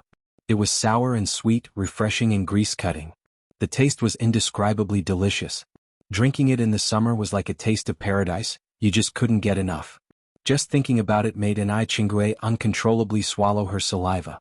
Yang laughed, this is my first time making it, I don't know if it will taste good. Yang, don't be humble. Does anything you make taste bad? Tsuehua said, Sister Qinggui, don't flatter Yang. What if it doesn't taste good this time? Qinggui replied, there's nothing that our Yang has made that hasn't tasted good. Yang moved the glass jar into the living room. The glass jar was 5L in size, capable of holding 10 kilograms of water. At this moment, it was filled with purple-red sour plum soup, reflecting inviting circles of light under the warm yellow lamp. It looked just like aged wine. This sour plum soup has such a beautiful color. Tsuehua couldn't help but exclaim. Qinggui replied, Yang's mom, this sour plum soup not only looks good, but its taste is also exceptional. Yang brought 3 glass cups and poured a full cup for both Tsuehua and Qinggui. Mom, Auntie and you try first. Yang looked at them expectantly. I don't need to try it to know that it tastes good. Qinggui said as she picked up the cup and took a sip. The air seemed to quieten. Yang and Tsuehua were both watching Qinggui, afraid to miss any change in her facial expression. However, Qinggui's face didn't reveal anything special. She looked very calm, as if she was drinking plain water. Qinggui, how's the taste? Tsuehua asked nervously. Yang was also a bit apprehensive. Was she feeling uneasy because she hadn't cooked for so many years, and her skills may have deteriorated? Qinggui frowned slightly, Actually, the taste is ordinary. Ordinary? Before Yang could feel disappointed, Qingwei suddenly changed her expression and exclaimed, "The taste is extraordinarily good. It tastes much better than what I've drunk before. Yang's mom, you must try it." Hearing this, Yang looked at Qingwei surprisingly. It was obviously unexpected. What a turn of events. Tsuehua immediately picked up her cup and took a sip, and her face was filled with surprise. "It's delicious. Yang, it's really too delicious. Even better than sugary water." She had never tasted anything so delicious in her entire life. Qingwei laughed. "I told you the things made by our Yang, how could it not taste good?" Yang scooped herself a cup and took a small sip. There was a faint taste of osmanthus flower as the soup entered the mouth, followed by a light sour and sweet flavor that spread across the tongue. It made her mouth water. The chilled feeling made every pore in her body open. It felt like turning on air conditioning. It was very refreshing. She couldn't help but want to take a second sip, a third, a fourth. Qingwei asked, "Yang, how did you make this sour plum soup?" The ingredients for sour plum soup should be hard to buy. She wondered how a young girl like Yang knew so much. She was really amazing. Yang explained, "I saw it on a cooking recipe and then went to the traditional Chinese medicine store to buy some dark plum hawthorn and other main ingredients. I didn't expect to succeed by sheer luck." Of course, the premixed sour plum soup ingredients were hard to buy. But Yang, in her previous life, worked in the catering industry. She didn't need to buy those premixed ones from the market. Furthermore, the ones sold in the market all taste the same. Nobody could imitate her self-balanced ingredients. Qingwei exclaimed, "Yang, you're really smart. Even if one spent 10 days looking at it, I couldn't learn." She is typically someone who can learn by looking at it, but always fails when actually doing it. Also, the dishes you cook are delicious too. They taste 100 times better than those from big restaurants. Yang, whoever marries you in the future would be as lucky as winning the lottery. Chapter 84. Need to take a strong dose of medicine _6. If she had a son, she would surely want to have Yang as her daughter-in-law. Yang said laughing, "I'm not getting married. I want to stay with my mom for the rest of my life." Tsuehua said helplessly, "This child always saying such foolish thing." Looking at the considerate Yang, Qingwei was reminded of his own daughter. If his daughter was half as considerate as Yang, he wouldn't be alone today.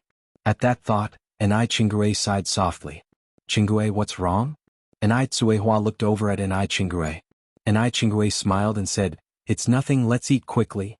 Yang's cooking is so good, it won't taste as good once it's cold." Seeing this, Tsuehua didn't ask any more questions. It wasn't appropriate for Yang, being the junior, to intervene in the elders' affairs. Without a doubt, the 3 dishes and 1 soup that night were completely devoured, leaving nothing behind. After dinner, Yang washed the dishes while Tsuehua went to give the child a bath. After Yang finished washing the dishes, she went to Quihua's room. Little Yun, at 40 days old, was very cute. Fat and white, he was splashing water in the basin. Seeing Yang, he gave her a sweet smile that melted her heart. "Mom, let me help you." "No need, no need." Tsuehua said, "I can do it myself. You have also been busy all day, you should rest for a while." Tsuehua was still wearing the same patched clothes from before. She didn't wear the bra that was bought for her. Yang went on, "Mom, why didn't you wear the clothes one bought for you? Don't you like them?" Tsuehua laughed and said, "Your mom never goes out. It doesn't matter what I wear. Good clothes are meant to be worn out. Why bother wearing nice clothes at home?" "Mom," Yang immediately corrected Quihua's incorrect idea, then said, "We don't have to pinch pennies like we did in the past. You should wear the clothes one bought for you, otherwise they would become waste when left unused. Just look at how classy Andy and I looks every day. And also, you should be wearing bras. If not, sagging breasts can not only affect appearance, but also lead to gynecological diseases." Tsuehua was surprised and asked, "Really? It's just a piece of cloth. Wearing it or not should be the same. Could it be so magical?" Yang replied, "Mom, do you remember how the old lady Wang who lived next door to us died?" "I remember." Tsuehua pointed to her chest and said, "Here it festered and then she died." Yang said, "That disease is called breast cancer, which happens because women don't take good care of their breasts." "Really?" Tsuehua was somewhat disbelieving. Yang spoke seriously, "Mom, when have one ever lied to you?" "It seems, never." And Ai Tsuehua hesitated, then said, Yang, but your mother feels uncomfortable wearing these clothes. It tightens around the chest. It's as if one can't breathe properly. And Ai Yang continued, Mom, everyone feels the same the first time they wear them. You'll get used to it. And you don't have to wear it all the time, you can take it off when you go to sleep. If you keep neglecting yourself like this, you'll definitely regret it someday. And when that time comes, there will be no medicine for regret. Hearing this, and Ai Tsuehua nodded her head, All right, I understand. And Ai Yang continued, He'll hold little and Ai Yun for you, you go and try on the bra and the new clothes we bought last time. And Ai Tsuehua hesitated for a moment, but then took the clothes to change. Because it was her first time wearing a bra, she looked a little awkward and covered her chest with her hands. And Ai Yang laughed and pulled an Ai Tsuehua to the mirror. Mom, look at yourself in the mirror. Don't you look so much better after wearing a bra than before? Your whole temperament has changed. Chapter 85 Wanting 100 sons is not a problem. And Ai Tsuehua was wearing a beige batwing shirt on the upper body, and a pair of black flared trousers on the lower body. The batwing shirt was fashionable this year. It had a retro pattern embroidered on the collar which echoed the pattern on the cuffs. It looked very nice. And Ai Quihua's skin was originally on the paler side, so wearing beige now made her skin look even more fair and well-balanced. Due to her wearing a bra, her bust was shaped perfectly, presenting a great confidence. Even her posture improved and she was standing much straighter. The transformation made her look like a different person. Where had that previous self-conscious and gloomy look gone? For a moment, Ai Tsuehua almost couldn't believe that the person in the mirror was her. But the bra was too tight, uncomfortably so, and she couldn't resist the urge to loosen that bit of strap at the back. After all, a habit of 36 years couldn't be changed overnight. And Ai Yang held Ai Quihua's hand. Mom, look at how beautiful you are now. If you don't wear a bra, there won't be such an effect, and if you don't believe me, go to your room and take off the bra to try it. And Ai Tsuehua didn't really believe it. So she turned around, went into her room and took off her bra. When she looked at herself in the mirror again, she was stunned. Apparently, the difference between wearing a bra and not wearing one is quite significant. The person in the mirror had a hunched back and lost all sense of confidence, appearing despondently and conspicuously older. And Ai Yang came over with a smile, put her hand on Ai Quihua's shoulder and said, Mom, as I said, there is really a big difference between wearing a bra and not wearing one. And Ai Tsuehua straightened her clothes in the mirror. Then Ai Yang continued, Mom, listen to me. Dress like this tomorrow and don't wear those old clothes in the future. It's not like we can't afford new clothes. All right, Ai Tsuehua said, looking at Ai Yang and nodding, he'll listen to you. And Ai Yang laughed and said, remember to wear your bra too. I know. And Ai Tsuehua nodded somewhat uncomfortably. After leaving Ai Quihua's bedroom, Ai Yang went into the kitchen. Because she had previously promised Li Gongqing that she would cook something nutritious and delicious for his elderly grandmother, she intended to brainstorm meal ideas in the kitchen. Li Gongqing mentioned that the grandmother's appetite was not very good. Generally, there are only two reasons why elderly people have a poor appetite. First, as age increases, the taste buds on the tongue gradually degrade, and consequently the tongue's reaction to food slowly weakens. Second, the decline in digestive function in the elderly can lead to stomach coldness, causing loss of appetite. Therefore, the remedy should be targeted. After pondering for a while, Ai Yang started to prepare the ingredients. She planned to make sour cabbage and pork stuffed pan-fried dumplings for the grandmother, and then boil some mint porridge. The pairing of sour cabbage and pork pan-fried dumplings with light mint porridge in the morning is simply delicious. Mint has the effects of dispelling wind heat, clearing the head and eyes, and inducing sweating and easing rash. In summer, elderly people can eat mint porridge to soothe their minds, disperse heat, stimulate appetite, aid digestion, and even break down greasiness. The dumplings can be wrapped now, and they can be pan-fried tomorrow morning. Porridge, however, needs to be cooked fresh tomorrow morning. Because leftover porridge is not tasty and less nutritious as well. Although she couldn't cook the porridge in advance, she could soak the rice ahead of time. Ai Yang skillfully washed the rice and left it to soak in a clay pot. After soaking the rice, Ai Yang went to the vegetable garden to pick some mint leaves. She had found this mint by chance by the river and took a few plants back to plant in the vegetable garden, which unexpectedly grew very well. After picking the mint leaves, Ai Yang started to knead the dough and roll out the dumpling skins. After putting child to bed, Ai Tsuehua also came into the kitchen. Yang, what are you busy with? Let me help you. Ai Yang turned around with a smile. Do you still remember how to make liaoyi dumplings? Yes. Anai Tsuehua nodded. Anai Yang then told Anai Tsuehua about what she had planned for Mrs. Mo. Hearing this, Anai Tsuehua laughed. What's so difficult about that? Leave the job of dumpling and dumpling skin making to me and you go and prepare the dumpling stuffing. Apart from not cooking as deliciously as Anai Yang, Anai Tsuehua was a very competent mother. She had many skills such as embroidery, shoe mending, knitting. Moreover, Anai Tsuehua was extremely intelligent. She picked up many things quickly after being taught once. All right. Anai Yang nodded, then I'll leave it to you. Chapter 86 Wanting 100 sons is not a problem. Anai Tsuehua rolled up her sleeves and protested, What's so tiring about this? You're the one who really works hard. She has been seeing Anai Yang's daily toil. Unfortunately, she could not help Anai Yang much and could only handle the house chores so that Anai Yang wouldn't worry. At this moment, being able to help Anai Yang by making dumplings, Anai Tsuehua felt very happy. She finally felt like she could lend Anai Yang a hand. After leaving Anai Tsuehua with the rolling pin, Anai Yang went to retrieve pickled vegetables from the courtyard. The pickles were perfectly preserved, with elements like millet pepper, Szechuan pepper, raw ginger, and others. As the lid for the pickling jar was opened, a tempting aroma wafted out, making one's mouth water. As Anai Yang squatted by the pickling jar, 2 adorable bunnies scuttled up to sniff at her feet, looking absolutely precious.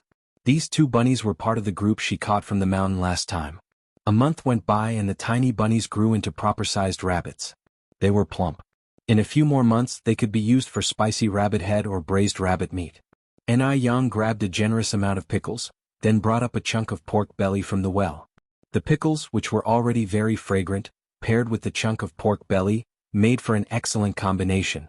Anai Yang could not help but salivate as she was filling the dumplings. When Anai Yang finished filling the dumplings, Anai Tsuehua finished rolling out all the dumpling skins. Anai Tsuehua's method was accurate, each dumpling skin being uniform in size and perfectly thin. Anai Yang placed the prepared fillings on the stove, picked up dumpling skin and asked, Mom, can you teach me too? Anai Tsuehua replied with a smile, Why bother? Let Mom handle little things like making dumplings. Go get some sleep, otherwise you'll be up early tomorrow. Anai Yang shook her head saying, It's still early, one wouldn't be able to fall asleep even if one tried. Let's wait a while longer. Anai Tsuehua's speed and accuracy in dumplings making were remarkable. In merely a few seconds she had a dumpling ready and each was shaped like pretty Liao Yi, even more appealing than the ones sold in the streets. Anai Yang felt hungry just watching and said, Mom, make more dumplings. Let's have dumplings for lunch tomorrow. Okay. Anai Tsuehua nodded and pressed, Yang, be honest with me. How did you get to know that Xiaoma today? She had a hunch that there was more to it. Anai Yang answered nonchalantly, It's just like I told you. One was retrieving a fishing trap from the river and he thought I was going to jump in the river. Really? Anai Tsuehua looked doubtfully into Anai Yang's eyes. Really? Anai Yang nodded lightly. Anai Tsuehua continued, Actually, Xiaoma seems to be a decent kid. Your mom was thinking? The rest of her words were left unsaid. Mo Qishan definitely captured Anai Tsuehua's approval. He was eloquent, cultured, and from his attire, his family situation seemed well off. Most importantly, as a woman who had been through it all, she could tell that Mo Qishan harbored special feelings for Anai Yang. Although it was faint, if you paid close attention you could notice. They say that a girl's fate is like a seed, when it lands on fertile ground, it grows with no worries and reaps a lifetime of bliss. But when it lands on barren land, no matter how much effort is put into it, it can't take root and survive. Anai Yang was 17 this year, and for this reason, Anai Tsuehua didn't want Anai Yang to miss out on Mo Qishan. As a mother, she didn't just want her daughter to find love, but also material stability. This is reality. A union without material assurance is fragile. Because love will one day lose to the demands of daily life. Mom, why are you thinking about such things? He and one are from different worlds. Plus, one have to focus on my studies to get into university. From now on, I don't want you thinking about these things. Anai Yang quickly cut off Anai Tsuehua's words. Maybe the incident from her past life left a deep impact on Anai Yang, who remained uninterested in the idea of marrying a man so far. The phrase rely on a man was not in her dictionary. Whether it was her previous life or the current one. She only depended on herself. In this world, the only person you can rely on is yourself. Anai Tsuehua smiled helplessly. Okay, I won't mention it. As long as you know what you're doing. Even if you want to go to university, you still have to get married one day, right? You can't possibly stay single forever. Since Ni Yang wasn't agreeable, Ni Tsuehua wouldn't force her to comply. After all, a coerced melon is never sweet. I just don't want to get married. One want to be with you forever. Ni Yang held Ni Quihua's neck gently and spoke her mind. Chapter 87 Wanting 100 sons is not a problem, silly child, what are you thinking? Ni Tsuehua continued, as women, it's only natural for us to marry. Ni Yang raised an eyebrow slightly, but why must a girl get married? Mom, don't you see we are doing just fine without men now? Not only have we managed to survive, but we're also living better than before. This just shows that men aren't necessary at all. Ni Tsuehua was momentarily speechless, because what Ni Yang said did make sense. After pondering for a moment, Ni Tsuehua answered, but if you don't get married and have children, who will take care of you when you're old? Ni Tsuehua, having not received an education, was narrow-minded and held a small worldview. The confining notion that a woman's purpose was to bear children was deeply ingrained in her. Otherwise, she wouldn't have previously felt guilty for being unable to produce a son. Such misconceptions needed to be rectified. Ni Yang looked up at Ni Tsuehua and said seriously, Mom, girls are not tools for carrying on the family line. Marriage and having children are not a necessity for every woman. The chairman has said that men and women are now equal. As women of the new era, we must be independent and self-reliant. We can't rely on men to survive. Take yourself for example. If you hadn't chosen to divorce back then, you surely know what your life would be like now. Only when we become stronger ourselves, do we become truly strong. Hence, what's most important for us now is to work hard to make money, then go to high school, university, and broaden our horizons. We need to have the ability to live a good life ourselves and also to help others. When we become millionaires one day, you'll realize that not only can you have a son, but even if you want 10 or 100 sons, it won't be a problem. And one promise, they will all be filial. Times have changed and we women can hold up our share of the sky just as well. Ni Yang's words were heartfelt, leaving Ni Tsuehua silent for a long time. She wanted to say something in rebuttal, but she realized she couldn't find any words to counter. Indeed, her thinking was too narrow. Ni Tsuehua nodded, Yang, you're right. From now on we will not rely on anyone. Seeing her mother understand this reasoning, Ni Yang felt less worried. Her biggest fear was that Ni Tsuehua would remain in a dead end. Ni Yang picked up a dumpling skin and said, Mom, you make such beautiful dumplings, please teach me. She genuinely wanted to learn. Seeing Ni Yang's thirst for knowledge, Ni Tsuehua didn't refuse again, but taught her step by step. Ni Yang, being a clever girl blessed with the advantages of her rebirth, was a quick learner and mastered the skill in no time. The dumplings she made were nearly as good as Ni Quihua's. In less than 15 minutes, the mother and daughter had made 100 dumplings. The next day, Ni Yang got up early. First, she put the rice and mint leaves that had been soaked the night before into a casserole, simmering them over a low heat. Then she began to fry the dumplings. She added a layer of vegetable oil to the pan. Once the oil was hot, she added the dumplings. After a sizzling sound, the small kitchen was filled with an enticing aroma. The dumplings were fried to a golden brown on both sides, evenly colored and resembled gold ingots. They looked impressive. Ni Yang couldn't resist trying one. The dumpling had a crispy outside and a tender filling. When she bit into it, the savory taste of pickled vegetables and pork filled her mouth. A faint spicy and sour taste followed. The taste was rich without being oily. It tantalized her taste buds. After eating 4 dumplings in a row, Ni Yang put some of the pan-fried dumplings into a thermos, leaving some for Ni Tsuehua and Ni Chenghua's breakfast. The thermos was in 3 layers. The first layer contained mint porridge, the second layer held the pan-fried dumplings, and the third layer was filled with stir-fried lettuce and shredded pork that Ni Yang had cooked. The daily use of Materia Medica once stated, lettuce benefits the 5 internal organs, nourishes the muscles and bones, relieves summer heat, opens the meridians, refreshes the breath, and brightens the eyes. Since the vision of the elderly tends to deteriorate, eating lettuce can maintain good eyesight. Furthermore, when Ni Yang stir-fried the lettuce, she controlled the heat well, ensuring that the dish was crunchy and tasty as well as fragrant. The combination of lettuce, mint porridge, and dumplings made a very good meal. And since dumplings are known for stimulating the appetite, the old lady would surely enjoy the meal thoroughly. After packing everything into the thermos, Ni Yang saw the sour plum soup on one side. She fetched a glass, filling it up with the soup. Chapter 88 Wanting 100 sons is not a problem _4. Li Gongqing gave her 100 yuan, and she always wanted to make the old lady feel happy while eating. She wanted to make sure that the 100 yuan was well spent. After preparing the old lattice food, Yang started to prepare the items for her stall today. After hurriedly finishing a bowl of leftover mint gruel, Yang pushed her bike out. At this moment, it was just beginning to lighten in the east, but people were already hard at work in the fields. Everyone was trying to get as much work done as possible before the sun came up. Once the sun was up, it would be too warm to work as much. By the time Yang arrived at her stall, Li Gongqing was, as always, already waiting for her. "Xiaoni, let me help you." He came over to help Yang unload the bike. "Thank you." Yang politely thanked him. Yang's bike had 2 large iron buckets of pickled cabbage fish soup strapped to the back. The buckets didn't look big, but they were very heavy and Li Gongqing could hardly lift one even with both hands. "I'll do it." Yang smiled slightly and took the bucket from him.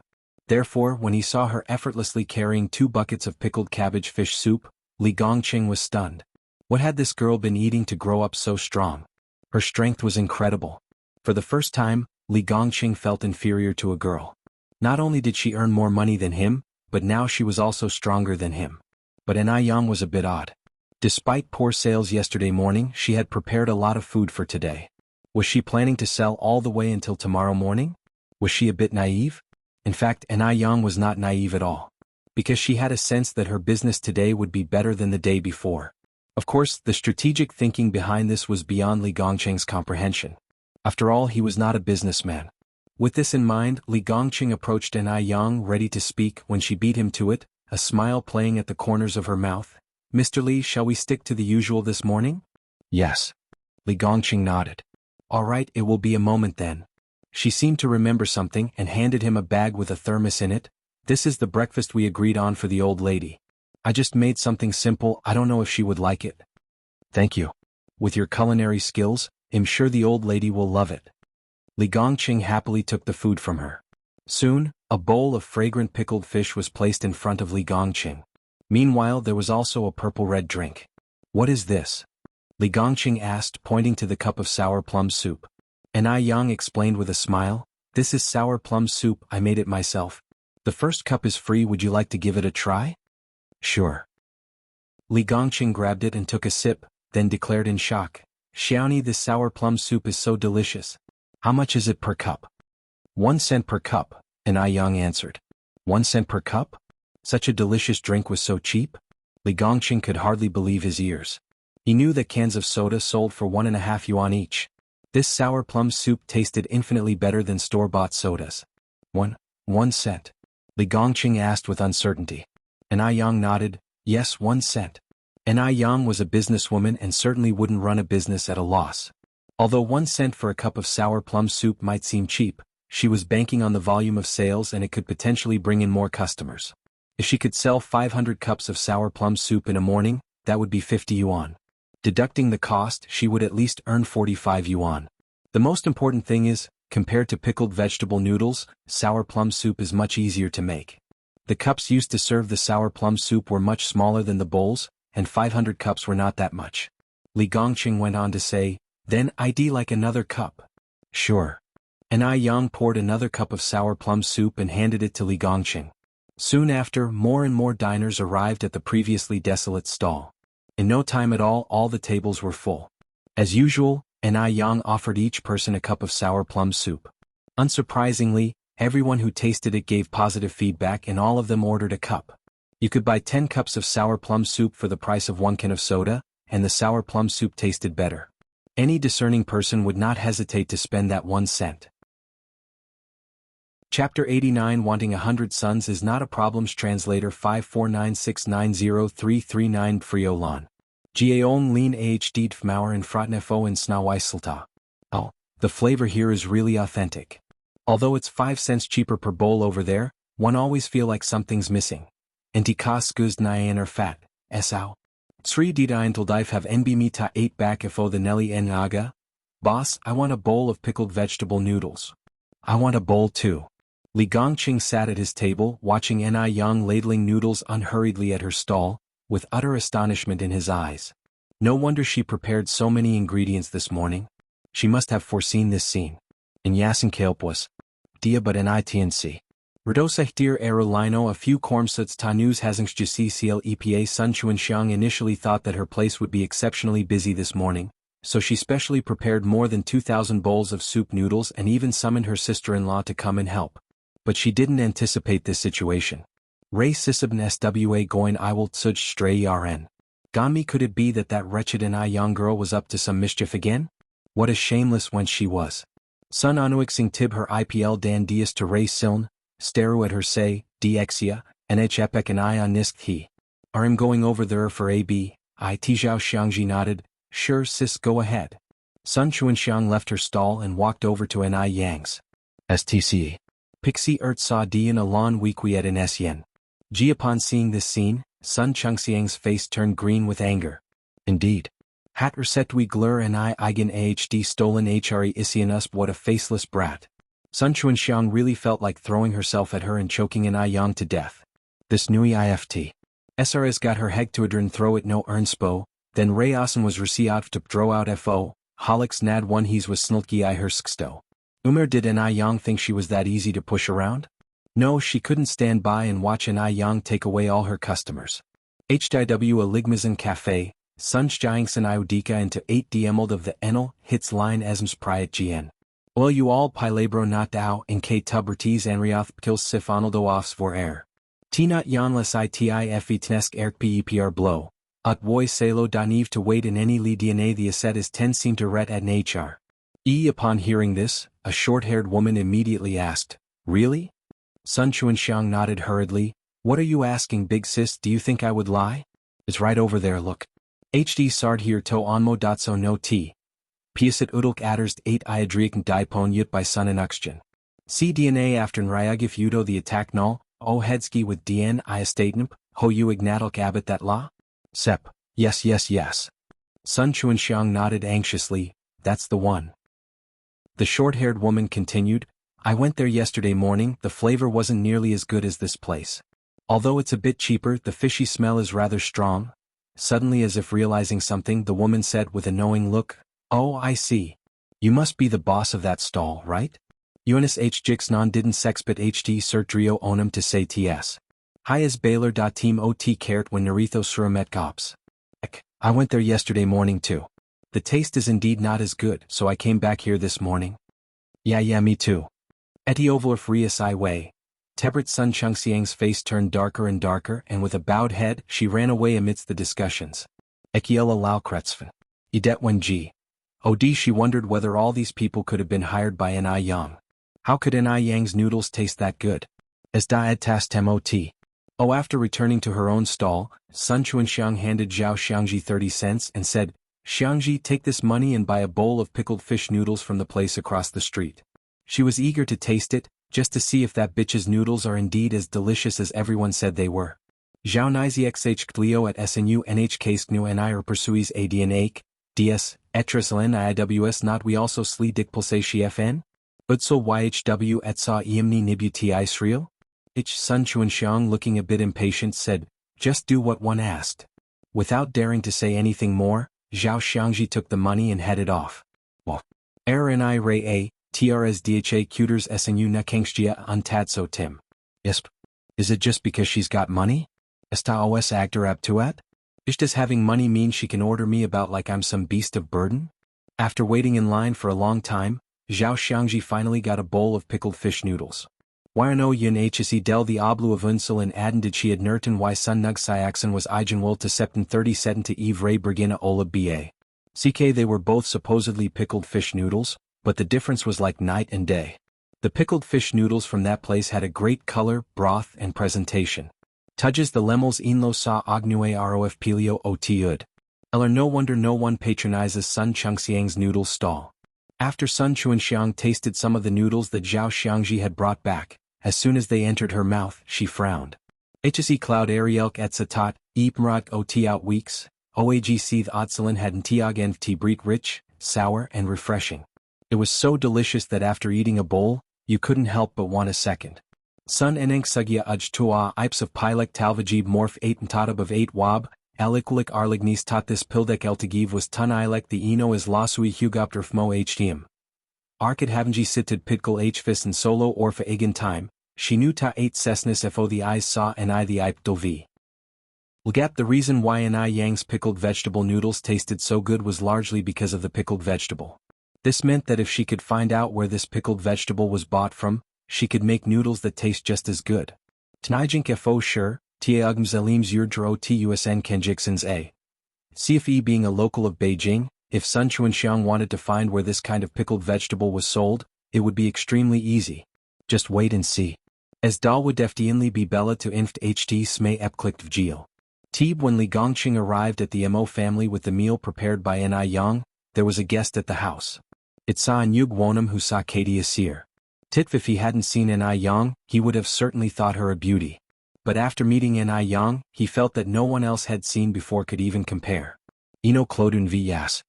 After Anai Yang there were no more beauties. The young woman was sitting on the couch, speaking with Madame Mo. It was Railk tot amdmaom like dare a, lot her seya lulf fo isim nirad thray aranan. Kusf, Madame, Li Gongqing approached. Xiaoli is here, Madame Mo looked up and smiled. Li Gianjian cg tup ada trelm tinokri no the osef tle dna asti, demame, sias hdm li preepter yb and I angie from the Inudits, alas uxadir ybt armies o. M palestis ti dna phi ti tias roi likni, retsem om tednemnio that a yulokt sack her to coco rofu ervi day. Madame Mo nodded, looking a bit disappointed. Didn't he buy any noodles to bring back this morning? Of course he had bought noodles, but Master Mo had commandeered them halfway. Fo cows. Are these erwenots jin totli sigong ijuak se ot Madame Mo amlids and ya, Madam, eating noodles in the morning might not be easy to digest. Why don't you try these dishes first and see if they suit your taste? All right, Madame Mo nodded, I understand you can go on with your work. I'll genik nibad withlisk to damma monet ruint dna lo. Ft Madame Mo turned to the young woman beside her and said with a smile, Xian, let me tell you, this Xiaoni is quite skilled in cooking. You haven't had breakfast yet, have you? Let's eat together and see what delicacies are in this thermal container. Chapter 90 Is that person Anai Yang? _1 I Xiaoni? And she's good at cooking? Could it be Anai Yang? Li Xianxian squinted subtly. The good cooking skills and the surname Anai made Li Xianxian unconsciously think of Anai Yang. Thinking of Anai Yang's beautiful face, Li Xianxian felt an unprecedented sense of crisis. But didn't Li Shu say that Anai Yang had married a bachelor? Could it be that Mu Yan is not Anai Yang at all? Did she mistake everything from the beginning? Li Xianxian thought until she was lost in thought. Xianxian, what are you thinking? Old Madame Mo waved an arm before Anai Yang. Oh? No, Li Xianxian quickly snapped back laughing. Grandma, is this Xiaoni's cooking really that delicious? Yes, especially that bowl of noodles, it's simply divine. Old Madame Mo continued, hey, let's stop chatting, Xianxian, let's eat. Suppressing her worries, Li Xianxian responded, okay Grandma. Immediately, a servant brought 2 new sets of bowls and chopsticks over. Li Xianxian opened the thermos skillfully, laying out the food one by one, and generously served old Madame Mo a bowl of rice porridge, praising, it smells so good Grandma, these must be really delicious. The pan-fried dumplings were fried to a golden brown on both sides, looking like adorable golden ingots. The mint porridge was crystal clear, pretty as agate and jade. The shredded pork with lettuce was fresh and crispy, paired with 2 red bell peppers. These dishes were like beautifully crafted pieces of art. Just the sight of these dishes was a feast for the eyes. Most importantly, they emitted a captivating aroma, making one drool. Not like other dishes that boast only appearance but lack flavor. This is what we call a flavor that combines the essence of taste and appearance. Gazing at these dishes, Li Xianxian was contemplative. Anai Yang's specialty was Cantonese cuisine, she never cooked simple home dishes, and she absolutely couldn't make dumplings. Let alone such beautiful yaoyu dumplings. So, this couldn't have been made by Anai Yang? Yes, there's no way it's Anai Yang. Anai Yang had been married off to that old bachelor a long time ago. She might even be suffering now. At this thought, Li Xianxian felt considerably relieved. As old Madame Mo eyed the dishes, she couldn't help but swallow, picked up a pair of chopsticks and said, Xianxian, let's eat quickly before it gets cold. Li Xianxian nodded, picked up a pair of chopsticks obediently, and only after old Madame Mo had taken the first bite, did she mechanically follow suit by taking a bite of the pan-fried dumpling. The frying of the dumpling was well controlled, crispy on the outside while soft on the inside. After one bite, a splash of sour and spicy soup exploded from within, filling her mouth with a delicious tart, spicy and savory combination. The lettuce was crispy and refreshing, delicate and tasty, pairing very nicely with the dumpling and creating two different types of sensory experiences. It was so delicious that she couldn't stop eating. After finishing the dumplings and lettuce, she had a mouthful of refreshing mint porridge just in time to cut the grease. It felt like an upgrade in her life quality. Old Madame Emo had initially thought the pickled fish noodles were the most delicious food in the world, but now it seemed her previous experiences were just too limited. Old Madame Emo ate with joy. Good. Li Xianxian was also surprised. She had never eaten anything so delicious before. But in order to maintain her figure and image, Li Xianxian put down her chopsticks after having only a couple of dumplings. Old Madame Emo was surprised. Xianxian, are you done eating? Li Xianxian picked up a napkin and elegantly wiped the corner of her mouth like a well-bred girl, speaking softly. Grandma, I'm already full, you can have the rest. You only ate this much? Old Madame Emo frowned slightly, like feeding a cat. Li Xianxian smiled shyly. I've had a small appetite since I was little.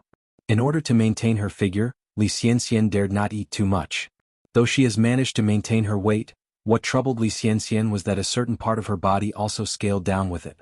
Therefore, to ensure she looks good in clothes, she stuffed a lot in her chest area. So, Li Xianxian still had an amazing figure. Old Madame Emo laughed. You can't always eat so little, it's not good for your health. You have to eat more in the future. You're so thin that I believe Baichuan could lift you with just one hand. Mentioning Mo Baichuan, Li Xianxian's face turned slightly red. Grandma, don't tease me anymore. Old Madame Mo smiled, picked another dumpling. Alright, I'll stop. Can't I just eat my dumpling? You're tuning in to the Han Li's Wuxia Adventures YouTube channel. We're so grateful for your support, and don't forget to subscribe to join us on this incredible journey through captivating stories. Your generosity through donations truly makes a world of difference, as it's the primary source of revenue that allows me to expand and enhance this channel for you. Thank you from the bottom of my heart for being a part of this adventure.